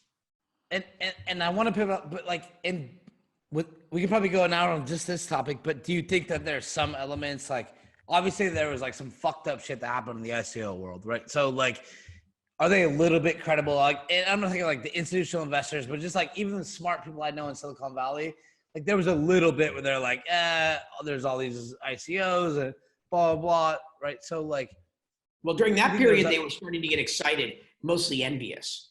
And then they were like, maybe I should get into this. And then when that market collapsed, they're like, see, I told you so. So glad I never touched it. It was a scam. You have all that sort of stuff. I mean, the reality is some people just don't get it. And where they sit in the adoption curve, most VCs are not that smart about the future or even technology in general. I view most of them as lemmings. I don't have that much respect for most of the venture industry, which is why I did BCAP as a security token. I was a venture capitalist and I wanted to disrupt my own industry. I wanted to put myself out of business because that sounded like fun. So next question. So I think we're kind of bringing up this point. Like you have a hell of a career. Like at a very young age, you're at a place where almost no one has ever been, right? Like especially to cross technology, touch the partners you've touched, right? Like not only do you get the tech side, you get the global perspective of it, right? Like you're dealing in China. You're sitting in rooms with people that are cutting large checks and you start to understand like how they operate. You're bringing on like key leaders that are kind of helping you run your company. You understand like the art of, making important hires. I'm sure you learned a lot from them during this process, right? Especially at such a young age. I'm sure some of them kind of became mentors in a lot of aspects. You start to kind of understand that what you're good at or what you kind of clung to in digital assets and maybe it was in games is starting to expand to this like crypto money world and now starts to have a name called Bitcoin. It sounds like you are again ahead of the curve in regards to like regulation, right? Whereas like, I feel like not even until later did people really start caring about regulation and understanding the blowback that could come from maybe what they weren't doing today was illegal, but could be illegal later, right? Which I think a lot of governments kind of kept in limbo just to breed uncertainty, which uncertainty tends to breed like inaction, right?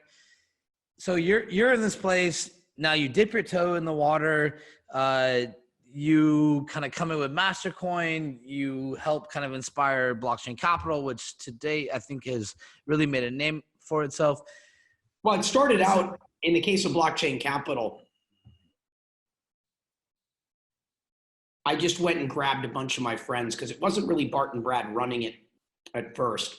I went to like 20 friends, Bobby Lee, founder of BTCC, Charlie Lee, creator of Litecoin, Matt Rozak of Block, Vinny Lingham of Gift. I went to like 20 people and everybody kicked in $50,000 into my hat. And I said, I'm going to charge no fees. Just everyone give me 50 grand. And I'm going to go write little checks into the top 20 companies that happen over the next year.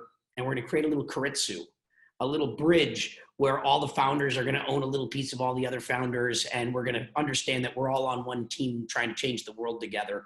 And so it didn't really start out as a fund. It started out as basically Brock's hat of building a network for everybody to like be connected to each other.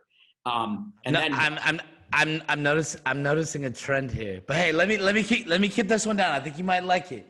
Yeah. So now this is like 2012, right? So can you take me to the next milestone? So it's 2012. Can you take me to like the next point in your mind, like the next time milestone where you're like from 2012 and blockchain capital, whatever? What is the Blockchain next? capital 2013. So I'll just run through, a couple of the other high points because I'm not going to go through all of the things that I did that didn't work or the moderately successful things. I'll stick to the high points because there's probably too many stories than we have time for. Because I've done so much more than anything that we're talking about here. This is this is my job to distill it. So because not everything worked out. I mean, RoboCoin was the first ever Bitcoin ATM. And so I handled all of RoboCoin Asia and the distribution of Bitcoin ATMs. And the guy that we hired to be CEO of RoboCoin Asia was CZ, founder of Binance. We gave him his first job in crypto. I mean, these are just like stories that don't even go on my list because they're so not relevant in terms of their significance. But each one of those you could double click on and you're like, oh, that's interesting. Was a uniform required and a name badge? That's all I want confirmed. Did CZ have to wear, like, I'm imagining like a Best Buy employee or like Geek Squad where like, he's like, hey guys, I'm gonna install the ATM. Yeah, well, part of the problem was CZ did a great job of lining up sales. RoboCoin did a poor job of delivering us product. And so there were, I mean, again, not much of a success story there, but, helped bring some really interesting people into the sector. Also, we built all the ATM network for the most part in the United States back in 2013, 14. And so like lots of little stuff, but the big ones that were interesting through, call it the rest of 2013 and 14 was, I guess Mastercoin, where I wasn't like the main founder, Mastercoin, I was one of the main investors and basically the chairman with David Johnston. And so I don't think, I don't think I deserve credit for like having invented the ICO. I was just one of the biggest contributors and supporters that and helped lead the project kind of, but I wasn't like the principal founder. Obviously I put together blockchain capital. I would, pretty much anyone would say that I was the main founder, right? And then I brought in two friends. In the case of Tether, probably the main founder of that as well, where And just to kind of, again, I want to, my job is to slow this down a little bit because I want everybody to understand it. Like, when does Tether come into play? Like, what year is this? So this is like early 2014. So what happened is Reeve Collins, who was the founding CEO, and I were friends and working on some other stuff in other industries together. And we met up to have a drink one night. And he's like, Brock, I just got the new CEO, the CEO of Party Poker. Jim has just taken over. I've stepped down. They're paying me out. He's like so happy and celebrating. He's like, I scored. I started the business and I got bought out basically in a big way before we've even sold anything. I'm like, great, congrats. He goes like, Brock, do you have any more good ideas left? I want to do a Bitcoin business with you. I go, good ideas. Those are never ending. He's like, oh, do you have a good one left? I go, yeah, I've got plenty. He's like, what? I go, let's put the US dollar on the blockchain. He's like, what does that mean? I go, don't even worry about it. You don't need to understand what it means yet. I'm just telling you what the next thing, and if you want to do this one, you can be CEO. He's like, I literally didn't know how to spell blockchain or Bitcoin at the time. And then I grabbed Craig Sellers, who was the CTO of Mastercoin. And so Craig Sellers, Reeve Collins, and I then put together Tether. So I grabbed my CTO, grabbed Reeve to be CEO, said, okay, this is what we're going to do with this. And then fast forward about a month or two, I find out that Bitfinex, the principals of Bitfinex, are working on a similar idea. And so I called up Michael Casey at the Wall Street Journal. And I said, Michael, you told me that you wanted to be able to tell the Wall Street Journal audience, like, how blockchain can be used. And you told me that you could never think of a good way to simply explain how blockchain could be used to your readers. I said, I think I've got the idea. He's like, what's that? I go, I'm going to put the US dollar on the blockchain so that it has all the same benefits of Bitcoin. I go, is that something simple enough that your audience would understand? He's like, oh my God, yeah. He goes, I go, it's still a secret. This isn't stealth. I go, would you like an exclusive to be able to tell the story? He's like, yes, please. I said, okay, give me a couple of days to come back to you. I'll give you the timeline of when you can announce. I go back to him a couple of days later. And so the Wall Street Journal breaks the story, and we called it Real coin, which is the original name of the Spanish money in Puerto Rico back in the day. Not real, but real. But people couldn't understand that. And so all of a sudden the Wall Street Journal announces that Brock is building, Tether basically. And so the Bitfinex team, the Bitfinex team freaks out. They're like, oh my God, Brock's feeding us to the market. So I jump on the phone with the Bitfinex guys, who I obviously knew well. And they're like, oh my God, you're doing this too? I go, yeah, and we're first to market. We win. And literally, we hadn't written a line of code, one line of code yet. I just got the Wall Street Journal to basically say we won. And so they're like, okay, I go, let's just do this together. Why compete? And so we decided to join forces. My side kept 60% of the company. Their side kept 40% of the business. And that's how Tether was born. Hell of a story. And the Wall Street Journal was the key, because that just getting that story out there first just allowed me to lay claim. I put a flag in the ground and said, I own this market. It took me many years. I think one of your friends is Jeremy Gardner. Through him, I still Ditto PR company. So shout out to Ditto, Trey. Hopefully good shot. But it took me many years in business to realize how valuable a PR company was, right? Like stories in the press, these are not altruistic people, right? Just waiting for their big break, right? There's a narrative, right? Either they're going to make it or people are going to feed it to them, right? And yeah. Right? Yeah, I know. Casey so we started kind of these crypto Illuminati dinners back in the day with Matt Rozak, the original Bitcoin Supper Club. So everyone that was a CEO or a player in crypto had to come to our dinners at every one of the conferences. I mean, it was the main networking thing. It was the reason people would go to conferences in the early day, was for our dinners. And so Casey was at one of the dinners, and he's explained to me, he's like, Brock, I need to be able to tell my story, tell my readership of why blockchain matters. And so that one conversation left me knowing that he was waiting for someone to pitch him a good idea. And so if I hadn't known that, I wouldn't have known exactly who to call and what to say to make that happen. It requires being in the right place at the right time to know what the Wall Street Journal was looking for. Well, and it sounds like it takes a killer instinct and to have a badass company when you're 25 years old, where you're hiring Donald Trump's future advisor, and just the dude who invested this is what I'm saying. At some point, it's not luck, right? At some point, right? You could probably give me 1,000 stories, you're humble nowadays, right? But I identify this as smart people, right? Whether they want to admit it or not, you know what I mean? Somebody gets lucky once, cool, luck. Twice, less luck. The odds are getting closer. But you do it for 10, 15 years or anywhere close to that trajectory, it's lessons learned, it's listening to people, it's having connections, it's networking, it is, right? Reputation is everything. I'm sure if you were an asshole the previous 20 years, right? No one would touch you, right? So there's anyways, let me pivot this. Ready? Yeah. I want to get out of the timeline, but I want to hold on to this point for a second. So let's call it 2012, 2014, maybe we can stretch a year or two longer. You've touched one of the first ICOs. You've touched one of the first tokenized investment funds, which I would just say this is a general investment fund in crypto now. You've touched Tether. And again, for everyone listening, pay attention right now. You use Tether to hold your stuff on the side, right? Now you're watching one of the dudes who created it. My question is, we were joking earlier, I've been on with Craig Wright the last few days of this conference. It was pretty interesting.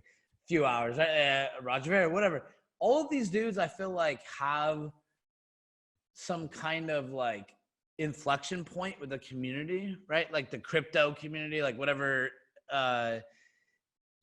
elemental differences they had. Some people say block size, or they get in all these I don't call them stupid fights, but they have fights over things.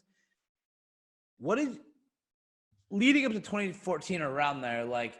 It sounds like you were winning, but what did you see in the community at the time? Like, did you see like wars brewing? What was your place in that? Like, did you feel like you had a place to talk? Did you not care? Did you not see any of this? I know enough to know that I don't know. And so I've never taken sides. I've always been chain agnostic. The idea that my coin is better than your coin or my chain is better than your chain, I've never gotten into that argument. I've always said that I don't know what the future holds. And so I'm not going to like limit my options. I'm going to stay open-minded and try to be helpful to everyone, because I viewed that sort of crypto maximalism very similarly to religious fundamentalism. And we've learned over thousands of years that that doesn't really work. And so keep an open mind. If anyone succeeds in making the world a better place, we all win. So keep experimenting. You want to fork something? Awesome. Keep forking. And if enough people get behind it, maybe it'll matter. I encourage people to innovate. And so I've never taken sides through any of it, which is why Craig Wright and I get, I think, along. Roger Ver and I are good friends. So I get along with everybody because I don't take sides. I want to see everyone win. And then ultimately through meritocracy, we'll eventually, you win through merit. But I'm not going to, just because you disagree with me or just because you want to do something differently than how I saw it, I'm not going to say you're the enemy. It's like, good luck, keep innovating. Awesome. Sounds cool. And if it works, awesome. I'll join the bandwagon. And so I've always maintained that mentality. So like, and by the way, like I completely subscribe to that, right? Like, I feel like it's like why I've been on the phone with all these guys or video all week, right? Like, I know a bit about the space. Like, I'm very technical. I've been in technology almost my whole life. Like, I'm a bit of a ghost, but many people know me, right? But like, I don't care. Like, I understand tech, but like, I'm not here to like fight with anyone, right? Like, I can listen to Craig Wright and then go talk to Roger Ver after, because they both have good things to say, right? Like, they both have convictions. Like, they're both really smart, clearly. Am I going to sit and debate which one is right? Like, dedicate my life to it? No, 100%, right? Obviously, time will tell. Let's just wait and see the results. Exactly. But before we go past 2014, were you witnessing it? Like, were you watching this go down? Like, oh yeah, I've been watching all of the fights. I mean, I was one of the largest Ethereum supporters. We put 500 Bitcoin into the Ethereum crowd sale, so we had 1 million Ether. I think that made us certainly top 5, probably top 3 Ether investor. And so I've been continually supporting, the ecosystem. I've watched all the fights. I've watched most of the projects emerge, and I've been a supporter, from Mastercoin on.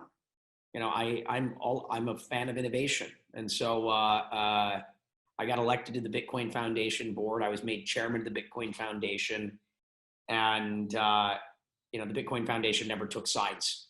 Now, the Bitcoin Foundation has become a lot less relevant as a result of that. One of the mistakes that we made is, well, I wouldn't call it a mistake, is we didn't take sides. When Bitcoin forked, Bitcoin broke into different camps, right? And so there's multiple different Bitcoin camps, and they generally don't like each other. And, as board members, we kind of chose the position of not taking sides because we didn't think it was appropriate for us to give validation to anyone, and instead let time sort itself out. And that definitely made us a lot less relevant. I stayed friends with everyone, but because we didn't take a position, our relevancy, was diminished.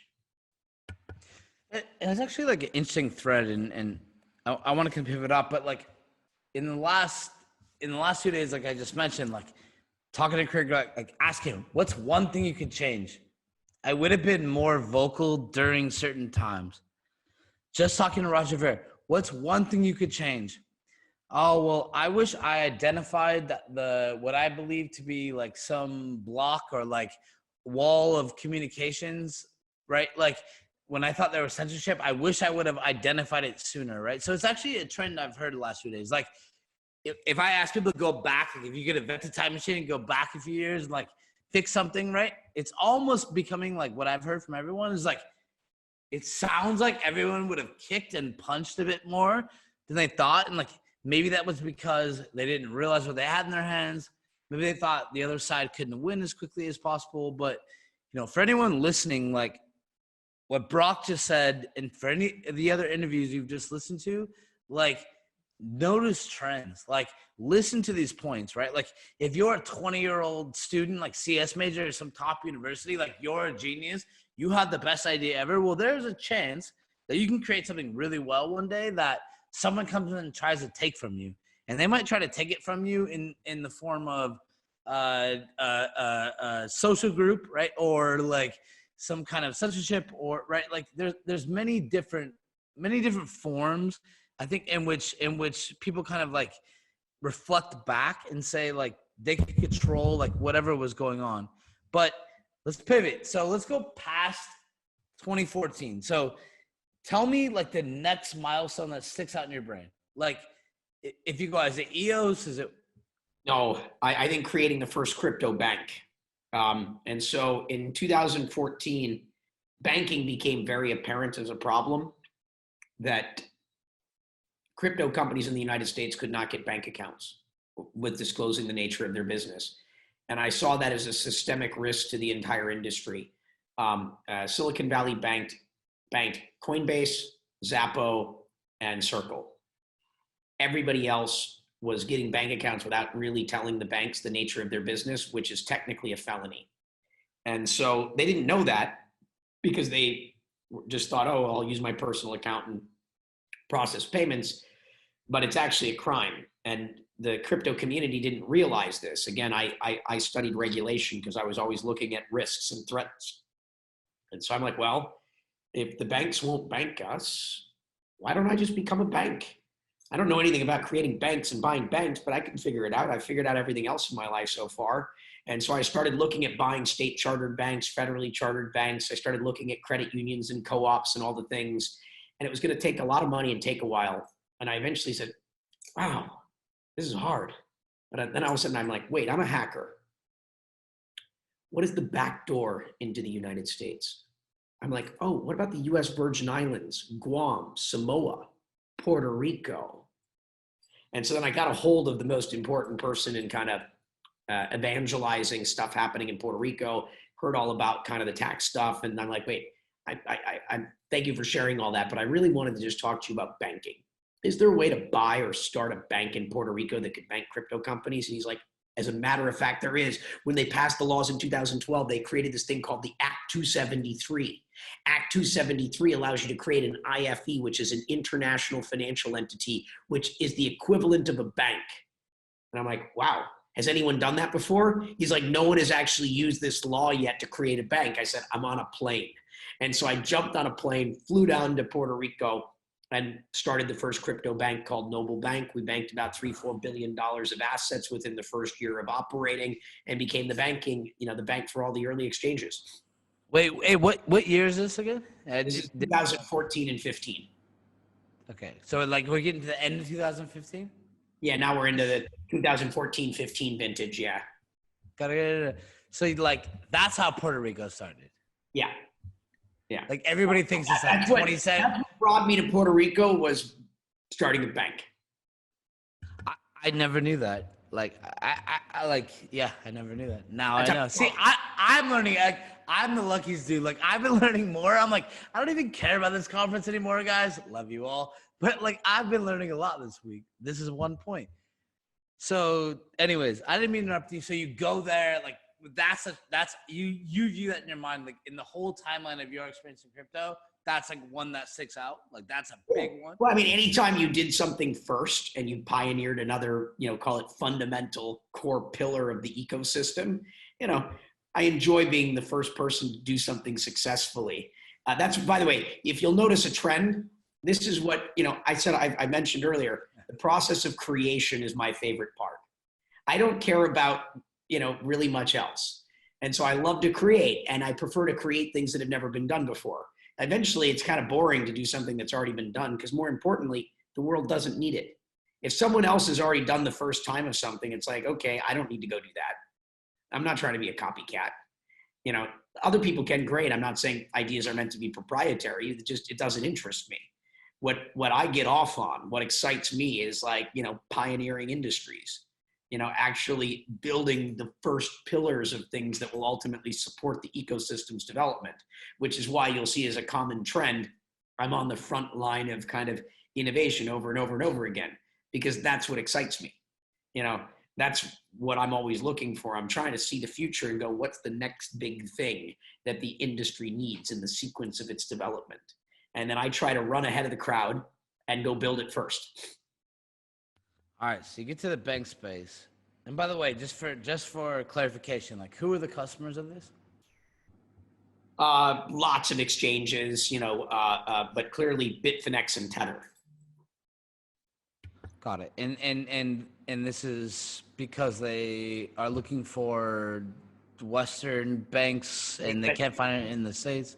Very hard to find a bank that'll take $100 million or $500 million of crypto money. Back then, it was basically impossible. Got it. All right. So, and we're going to get out of this. Maybe we never will. But like, either way, I love it. Like, so banks. I feel like I'm just going to like say buzzwords. I'm like banks, planes, spaceships. Before we get to spaceships, like so what's the next thing? Like, what's the next milestone? I'll fast forward a little bit just to skip over a bunch of the little stuff. In 2016 and 17, my living room kind of became the main place where all the big ICOs and all the things were getting kind of created. Everybody would like come to my house to eventually, you know, sit and kind of pitch, and, you know, people would travel wherever I was in the world. You know, there was this perception that I kind of had the Midas touch, and that if you wanted your project to succeed, I had to kind of bless it. Now, that's true, but, you know, people sought my counsel, you know, enough that was the case. And so this company DNA was created. You know, DNA was involved in a lot of things. Block One, you know, the CEO of Block One, Brendan Bloomer, I bought his company at IGE when he turned 18, told him not to go to Stanford. I said, instead, come move to Hong Kong and run my game account division, which he did. And so a lot of the Block One employees, the company's in Hong Kong because it was part of IGE. And a lot of the Block One founding employees were all IGE people, you know, and so we got very involved in the creation of Block One, or EOS. That one was obviously super interesting because that token sale, we designed it to be 1 year, all this sort of stuff, and it took in $4.2 billion, which kind of, in the world of ICOs, stands out as, you know, kind of massive. It was a big seven, right? That one is absolutely luck. Not the project itself, not Dan Larimer and all these things, but the amount of capital that was taken into that ICO was hitting the market timing at just the perfect moment. And that you can never like, that you do kind of just have to get a little lucky. We had all I get. Oh wait, hang on. I don't know if I can mute someone on Zoom. Like I just said before, like at some point you cannot go like 100 times and call luck. Now I haven't heard you say luck on this call yet, so I'll believe you on this. But like, still, even in luck, I bet you it wasn't all luck. Oh, no. Well, also, too, I mean, if you talk to like Crystal or you talk to any of the people that were around the table in the beginning, I said this thing is going to take in more than $1 billion. And so I wasn't like completely wrong. And everyone's like, there's no possible way. I go, this will do over $1 billion. And then I eventually said, this thing's going to do over $2 billion. So I did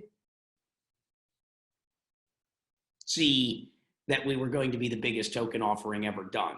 And I did believe that from the beginning. It just, it beat my expectations, you know, substantially. I wasn't being ambitious or thinking big enough.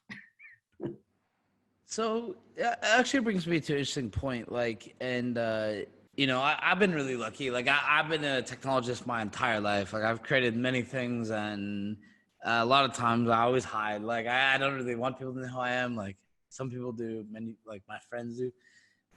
But I've been really lucky in the crypto space. I think I kind of came late to the game, and I came in with like an engineering mentality where when I came in, I was like, fuck it. Like, I'm going to have like many developers, and I just actually want to see if this technology is real, right?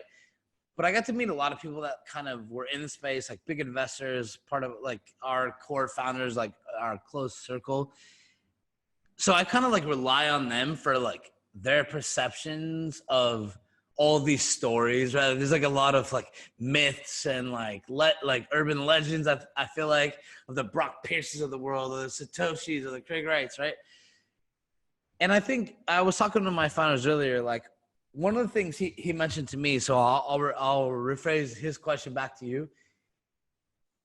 You know, he kind of told me like everything that he could see was that like, you were the architect. Like many people say like either you were the architect or you had hands in being the architect. This is not like a trick question, but like, is that something you don't want people to know? Do you feel like you maybe take a larger role in certain projects than most people understand? Like Brock's like, haha, the wizard. I can already see it coming.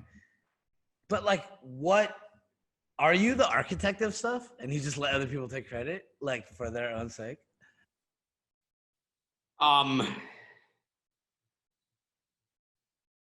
not seeking credit. This is actually a very rare interview because if you've ever seen my talks, I don't talk about, when I give speeches, about who I am and what I've done.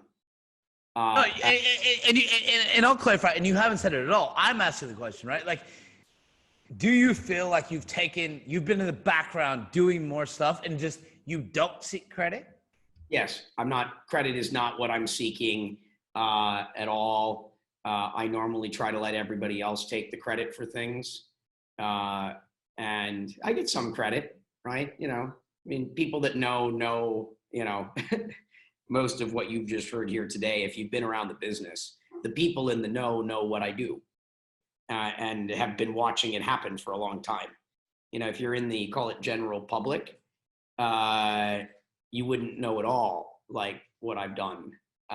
Because I'm not out there. So what are the people in the know, if they were to summarize it in one sentence or two simple sentences, like what would they say? Like, or like, what would your paraphrase of?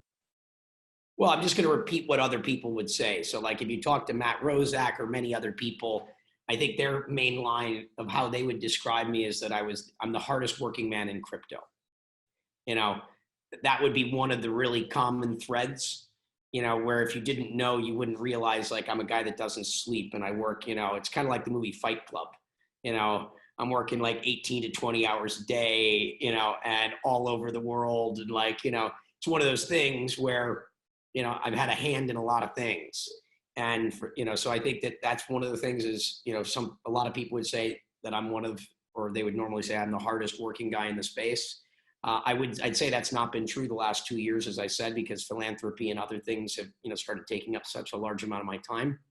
But, you know, other things, you know, yeah, I mean, don't really want to get too much, you know, now I'm starting to feel uncomfortable. You know, I'm starting to feel like, No. Now we pivot. I'm just a little man, you know, playing my part and doing all that I can to help facilitate change. And I believe that the work that we are collectively doing in this space is going to be fundamental to reimagining the world. I truly believe that this is going to be one of the key elements that ushers in a new era for humanity. And I'm grateful for the opportunity to serve this mission. And I do so with all that I am and all that I have. And I've been prepared to, and I was prepared to make the ultimate sacrifice if that's what it took. And I thank God, and I'm just grateful that, you know, things have gone so smooth. And glad that I got to play a part in it. You know, I think when we look back in 10 or 20 years, you know, these conversations, this work is going to be like fundamental to building a better world. I couldn't agree more. And and again, for the thousands of students watching, like from like 100 universities in a row, like I think some of you know a little bit who I am, right? Like, and same thing as what you just said, like even on the university side, like we give a shit, right? And to kind of piggyback off of what you just hit on, like I think we just went 2 hours, and like hope it didn't make you feel uncomfortable, Oh, but like no, I don't mean that in a negative way. But one other quick point. I was supposed to be on stage for another talk an hour and 10 minutes ago, and they're freaking out. Yeah. The whole event this is live. I'm the last speaker now, and so we need to probably make this the last question so I don't screw up this other event. If you need more time from me, I'd be happy to come back. Happy, to always to support certainly anything related to the students, but I don't want to screw up this other event for these people. So we're going to have to wrap up, I think, after this next question. Dude, I think we were scheduled for 45 minutes. I think we're passing 2 hours. So like, I can't say anything other than thank you. My last thing is I wanted to kind of get into like how you netted in Puerto Rico, and I really wanted to hear about like what you're doing there, right? Like, how do you see the community there? What are you trying to help on? And like, where should people go? Where should they check out, and how can they add value? Yeah. So just a couple of things happen. As I said, in 2016, 17, 18, a lot of people, let's just say, wanted to seek my counsel. There's this perception that, if that I just was associated with a lot of success amongst call it the inner circles. And I noticed that people would kind of follow me anywhere. Everyone's like, Brock, when are you going to be in Europe? When are you going to be in Europe? What city are you going to be in? And people just fly in by the dozens. And it was like, just mobbed everywhere. And so I started realizing that when I'm in London, 50% of the people show up. When I'm in Berlin or Barcelona, 50% of the people show up. When I'm in other cities, it might be 30, 40, 10. And I started seeing conversion rates. And I'm like, wow, if people that are this smart, this successful, doing this interesting stuff, kind of are always willing to go anywhere and everywhere to see me, I'm like, wow, this is interesting. I'm like, this is probably I'm curious if I went somewhere where people were like, it would actually make a positive impact and help with, would I be able to be helpful? Could I make the world a better place? And then I'm like, well, because LA, New York, San Francisco, London, Hong Kong, these places don't need me. There's a lot of really talented people there, right? I'm not moving the needle. And I'm like, I wonder where I could go and maybe see if I could bring hundreds of people to move there with me, and where it might actually make the world a better place, or at least help somewhere. And then I quickly go, oh, it's got to be Puerto Rico. I go, it's in the US, that's easy. The tax benefits will make it easy to encourage, to convince people to come. I'm like, oh, it's got to be Puerto Rico. And then Hurricane Maria hit. And when Hurricane Maria hit, I'm like, well, if my reason for doing this is to help Puerto Rico, they just got hit by a major hurricane. I wasn't planning to do it for another year or two. But I'm like, if my intention is to go help, I guess the time is now. I can't wait. I'm going to have to go. And so I got on a plane and I moved to Puerto Rico before there was reliable power and internet, and started fixing people's roofs. And so fast forward, 2.5 years later, lots of people have moved down here, and doing everything I can to be helpful. Our foundation, Integro in Spanish means integration and integrity. And so the idea is to integrate into the Puerto Rican culture with integrity. You can go to feedpuertorico.org right now if you wish. We're raising money to buy food from farmers to give to families in need because of COVID right now. People haven't been able to work for a couple of months. We just announced $1 million donation in partnership with Binance. We're giving away masks to the Puerto Rican first responders and all the Caribbean sort of islands. We're doing tons of philanthropic stuff. We support 37 grassroots organizations. Also, I could go on and on and on. So we're doing crazy amounts of stuff around philanthropy. And I'd never really done this in my life before. I've always given money to charity, but I've never rolled up my sleeves and built a charitable organization. And it's really good to have hands-on experience in understanding all the issues. Like, I'm understanding what people need and how to help people, because I care a great deal about it. The thing that makes me happiest at this point in my life is helping others. nothing brings me more joy. I don't measure my success in life by the money that I make or even the cool projects I can create anymore. I measure my success by the positive impact I have in the world. I measure my success that way, which is why I say a billionaire isn't someone with $1 billion. A billionaire is someone that's positively impacting the lives of 1 billion people. I view life like a game, and I measure my success by the positive impact. And so I'm also like looking at funding startups in Puerto Rico and helping university students and throwing hackathons and figuring out how to solve food supply issues. I'm looking at what I consider to be the biggest problems in the world beyond just crypto and blockchain, and saying, how can I learn to solve the biggest problems that we face as a species? How can we build a better world? And so I've just kind of moved a little bit beyond the stuff that we're doing with blockchain, and I'm doing it on an island with 3 million people because this is like university for me. I'm learning how to do this stuff so that I can try to do it on a global scale next. And blockchain is a tool in making this happen, but now I'm trying to learn how to like make the biggest positive impact on the earth I possibly can. I know when I meet my maker, I'm going to be able to stand before God, whatever your beliefs are, and be like, I did everything I could with the time that I've been given. I cannot complain to that. I would say I subscribe to the same method, right? Like, we're probably lucky. Not everybody is lucky. I feel very blessed. Yeah. And a lot of people can talk a big game, less can actually execute on it, right? Like, real quick, Calibra or Vieques? Culebra, if you're coming, it would be my first choice. Vieques is also beautiful, but Culebra just got kind of, I think, I haven't spent enough time in Vieques, to be honest. Culebra is like my go-to. I want to go spend more time in Vieques, but Puerto Rico is like the most underappreciated part of the United States. It's as amazing as Hawaii. It's incredible. Come down here. It's paradise, all this sort of stuff. And if you make it, you've got the time, go to like the deeper part of Puerto Rico, which is going to the islands of Culebra and Vieques. I highly encourage everyone to come down here. If you come down here, come check out Crypto Mondays. That's the next talk I have to go to right now. You come down here. I'm happy to connect with everyone in the space. Please visit me in Puerto Rico. I look forward to being your personal guides and showing you around and showing you all the reasons why people should be here and how you can help. You got to run. So tell any student, 19, 20, 21-year-old, thinking about their career, how they want to get into blockchain, how they want to enter it. Like, what advice would you give to them before you got to run? And thank you again for making the time. Yeah. So, the last piece of advice is just have faith in yourself. Don't have doubt. Don't question yourself. You don't know very much. You might not know all the things you need to know. You just put the left foot in front of the right and the right in front of the left, and you just start moving forward. That might be buying your first $10 in cryptocurrencies. It might be reading some white papers. It might be just making a game out of following stuff. What you focus on expands. And so if this is something of interest to you and this is something that you're feeling you're called to, just take the first step.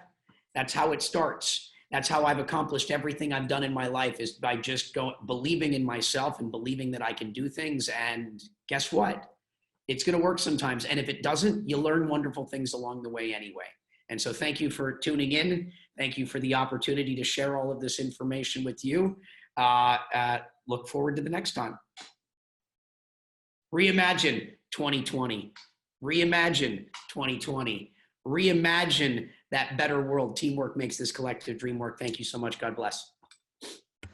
Brock, thank you very much. If you got to run, don't worry about me. I'm just going to sign off to everybody. And for everybody listening, that is a really interesting conversation, right? Like, you could say first ICO. You could say first, digital asset gaming company. You could say part of one of the first tokenized funds.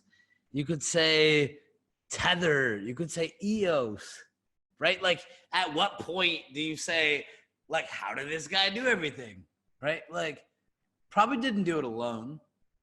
And I think if you just heard him, like, he knows he didn't do it alone, right? Like, he had a lot of people help out, yeah? So, again, we have a lot of talks going on. We're going 72 hours live, right? Like, that is a good one. Go listen to it. Patrick McLain, host Reimagine 2020. Let's go kill it, guys. Let's keep it going.